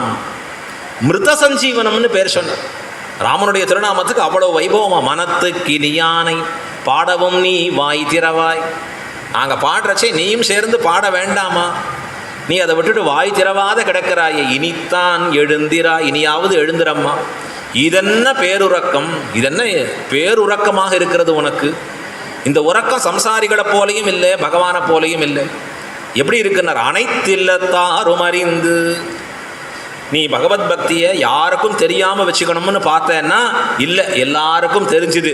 நீ கிருஷ்ணானுபவத்தில் உள்ள மூழ்கி இருக்கேன்னு எல்லாருக்கும் தெரிஞ்சுது. அவள் தூங்குறான்னு இல்லை, பகவத் அனுபவத்தில் மூழ்கினவளா இருக்கா உள்ள. இது எதை போலேன்னார், ராமானுஷர் அவதாரம் பண்ண பிறகு அனைத்துலகும் பகவத் பக்தியை அறிந்தா போலே. அற்புதமாக வியாக்கியானிக்கிறார் பெரியவாச்சான் பிள்ளை. அனைத்தில்லத்தாரும் அறிந்து. அப்போ ஏதோ எம்பெருமானிடத்தில் பக்தி மோட்சம் என்பது யாரோ சிலருக்குன்னு இருந்தது. எப்போ ராமானுஷர் அவதரித்தாரோ அனைத்துலகும் வாழ பிறந்த ராமானுஷர். எல்லாரும் உலகத்தில் வாழ்ச்சி பெறுவதற்காக அவதரித்த ராமானுஷ முனியைப் போலே இந்த பெண் பிள்ளையும்னு சொல்லி எழுப்பி கொண்டு புகுகிறாள். மீண்டும் நாளை மாலை அடுத்தது அற்புதமாக அனுபவிக்க பெறலாம். இன்றைய பாசுரத்தை மட்டும் ஒரு தடவை அனுசந்தானம். ஒவ்வொரு நாளும் 2 பாசுரம் நினச்சின்னு தான் வரேன், பார்த்துட்டு தான் வரேன். என்ன பண்ணுறது, எனக்கு பாக்கியம் இல்லை. இன்றைக்கி 16வது பாசுரம், துவாரபாலகர்களை எழுப்பக்கூடிய பாசுரம். கோயிலுக்கு போகிறச்சே முதல்ல அந்த 2 துவாரபாலகர்களை நாம் சேவித்து பிரார்த்திக்கக்கூடிய பாசுரம். இந்த துவாரபாலகர்களை மனசில் நினைச்சுண்டு இந்த பாசுரத்தை சொல்லுவோம். நாயகனாய் நின்ன நந்தகோபனுடைய கோயில் காப்பானே கொடித்தோண்ணும் தோரணவாசல் காப்பானே மணிக்கதவம் தாழ்த்திரவாய் ஆயர் சிறுமியரோ முக்கு அரைபறை மாயன் மணிவண்ணன் நென்னலே வாய் நேர்ந்தான் தூயோமாய் வந்தோம் துயிலெழப்பாடுவான் வாயால் முன்னம் முன்னம் மாற்றாதே அம்மா நீ நேசநிலை கதவம் நீக்கேலோர் எம்பாவாய். ஆண்டாள் திருவடிகளே சரணம். பெரியவாச்சான் பிள்ளை திருவடிகளே சரணம். ஆழ்வார் திருவடிகளே சரணம். எம்பெருமானார் திருவடிகளே சரணம். ஜீயர் திருவடிகளே சரணம். மீண்டும் நாளை மாலை சாயந்தரம் 6:30 மணிக்கு அனைவரையும் அழைத்து கொண்டு வரும்படியாக பிரார்த்திக்கிறோம்.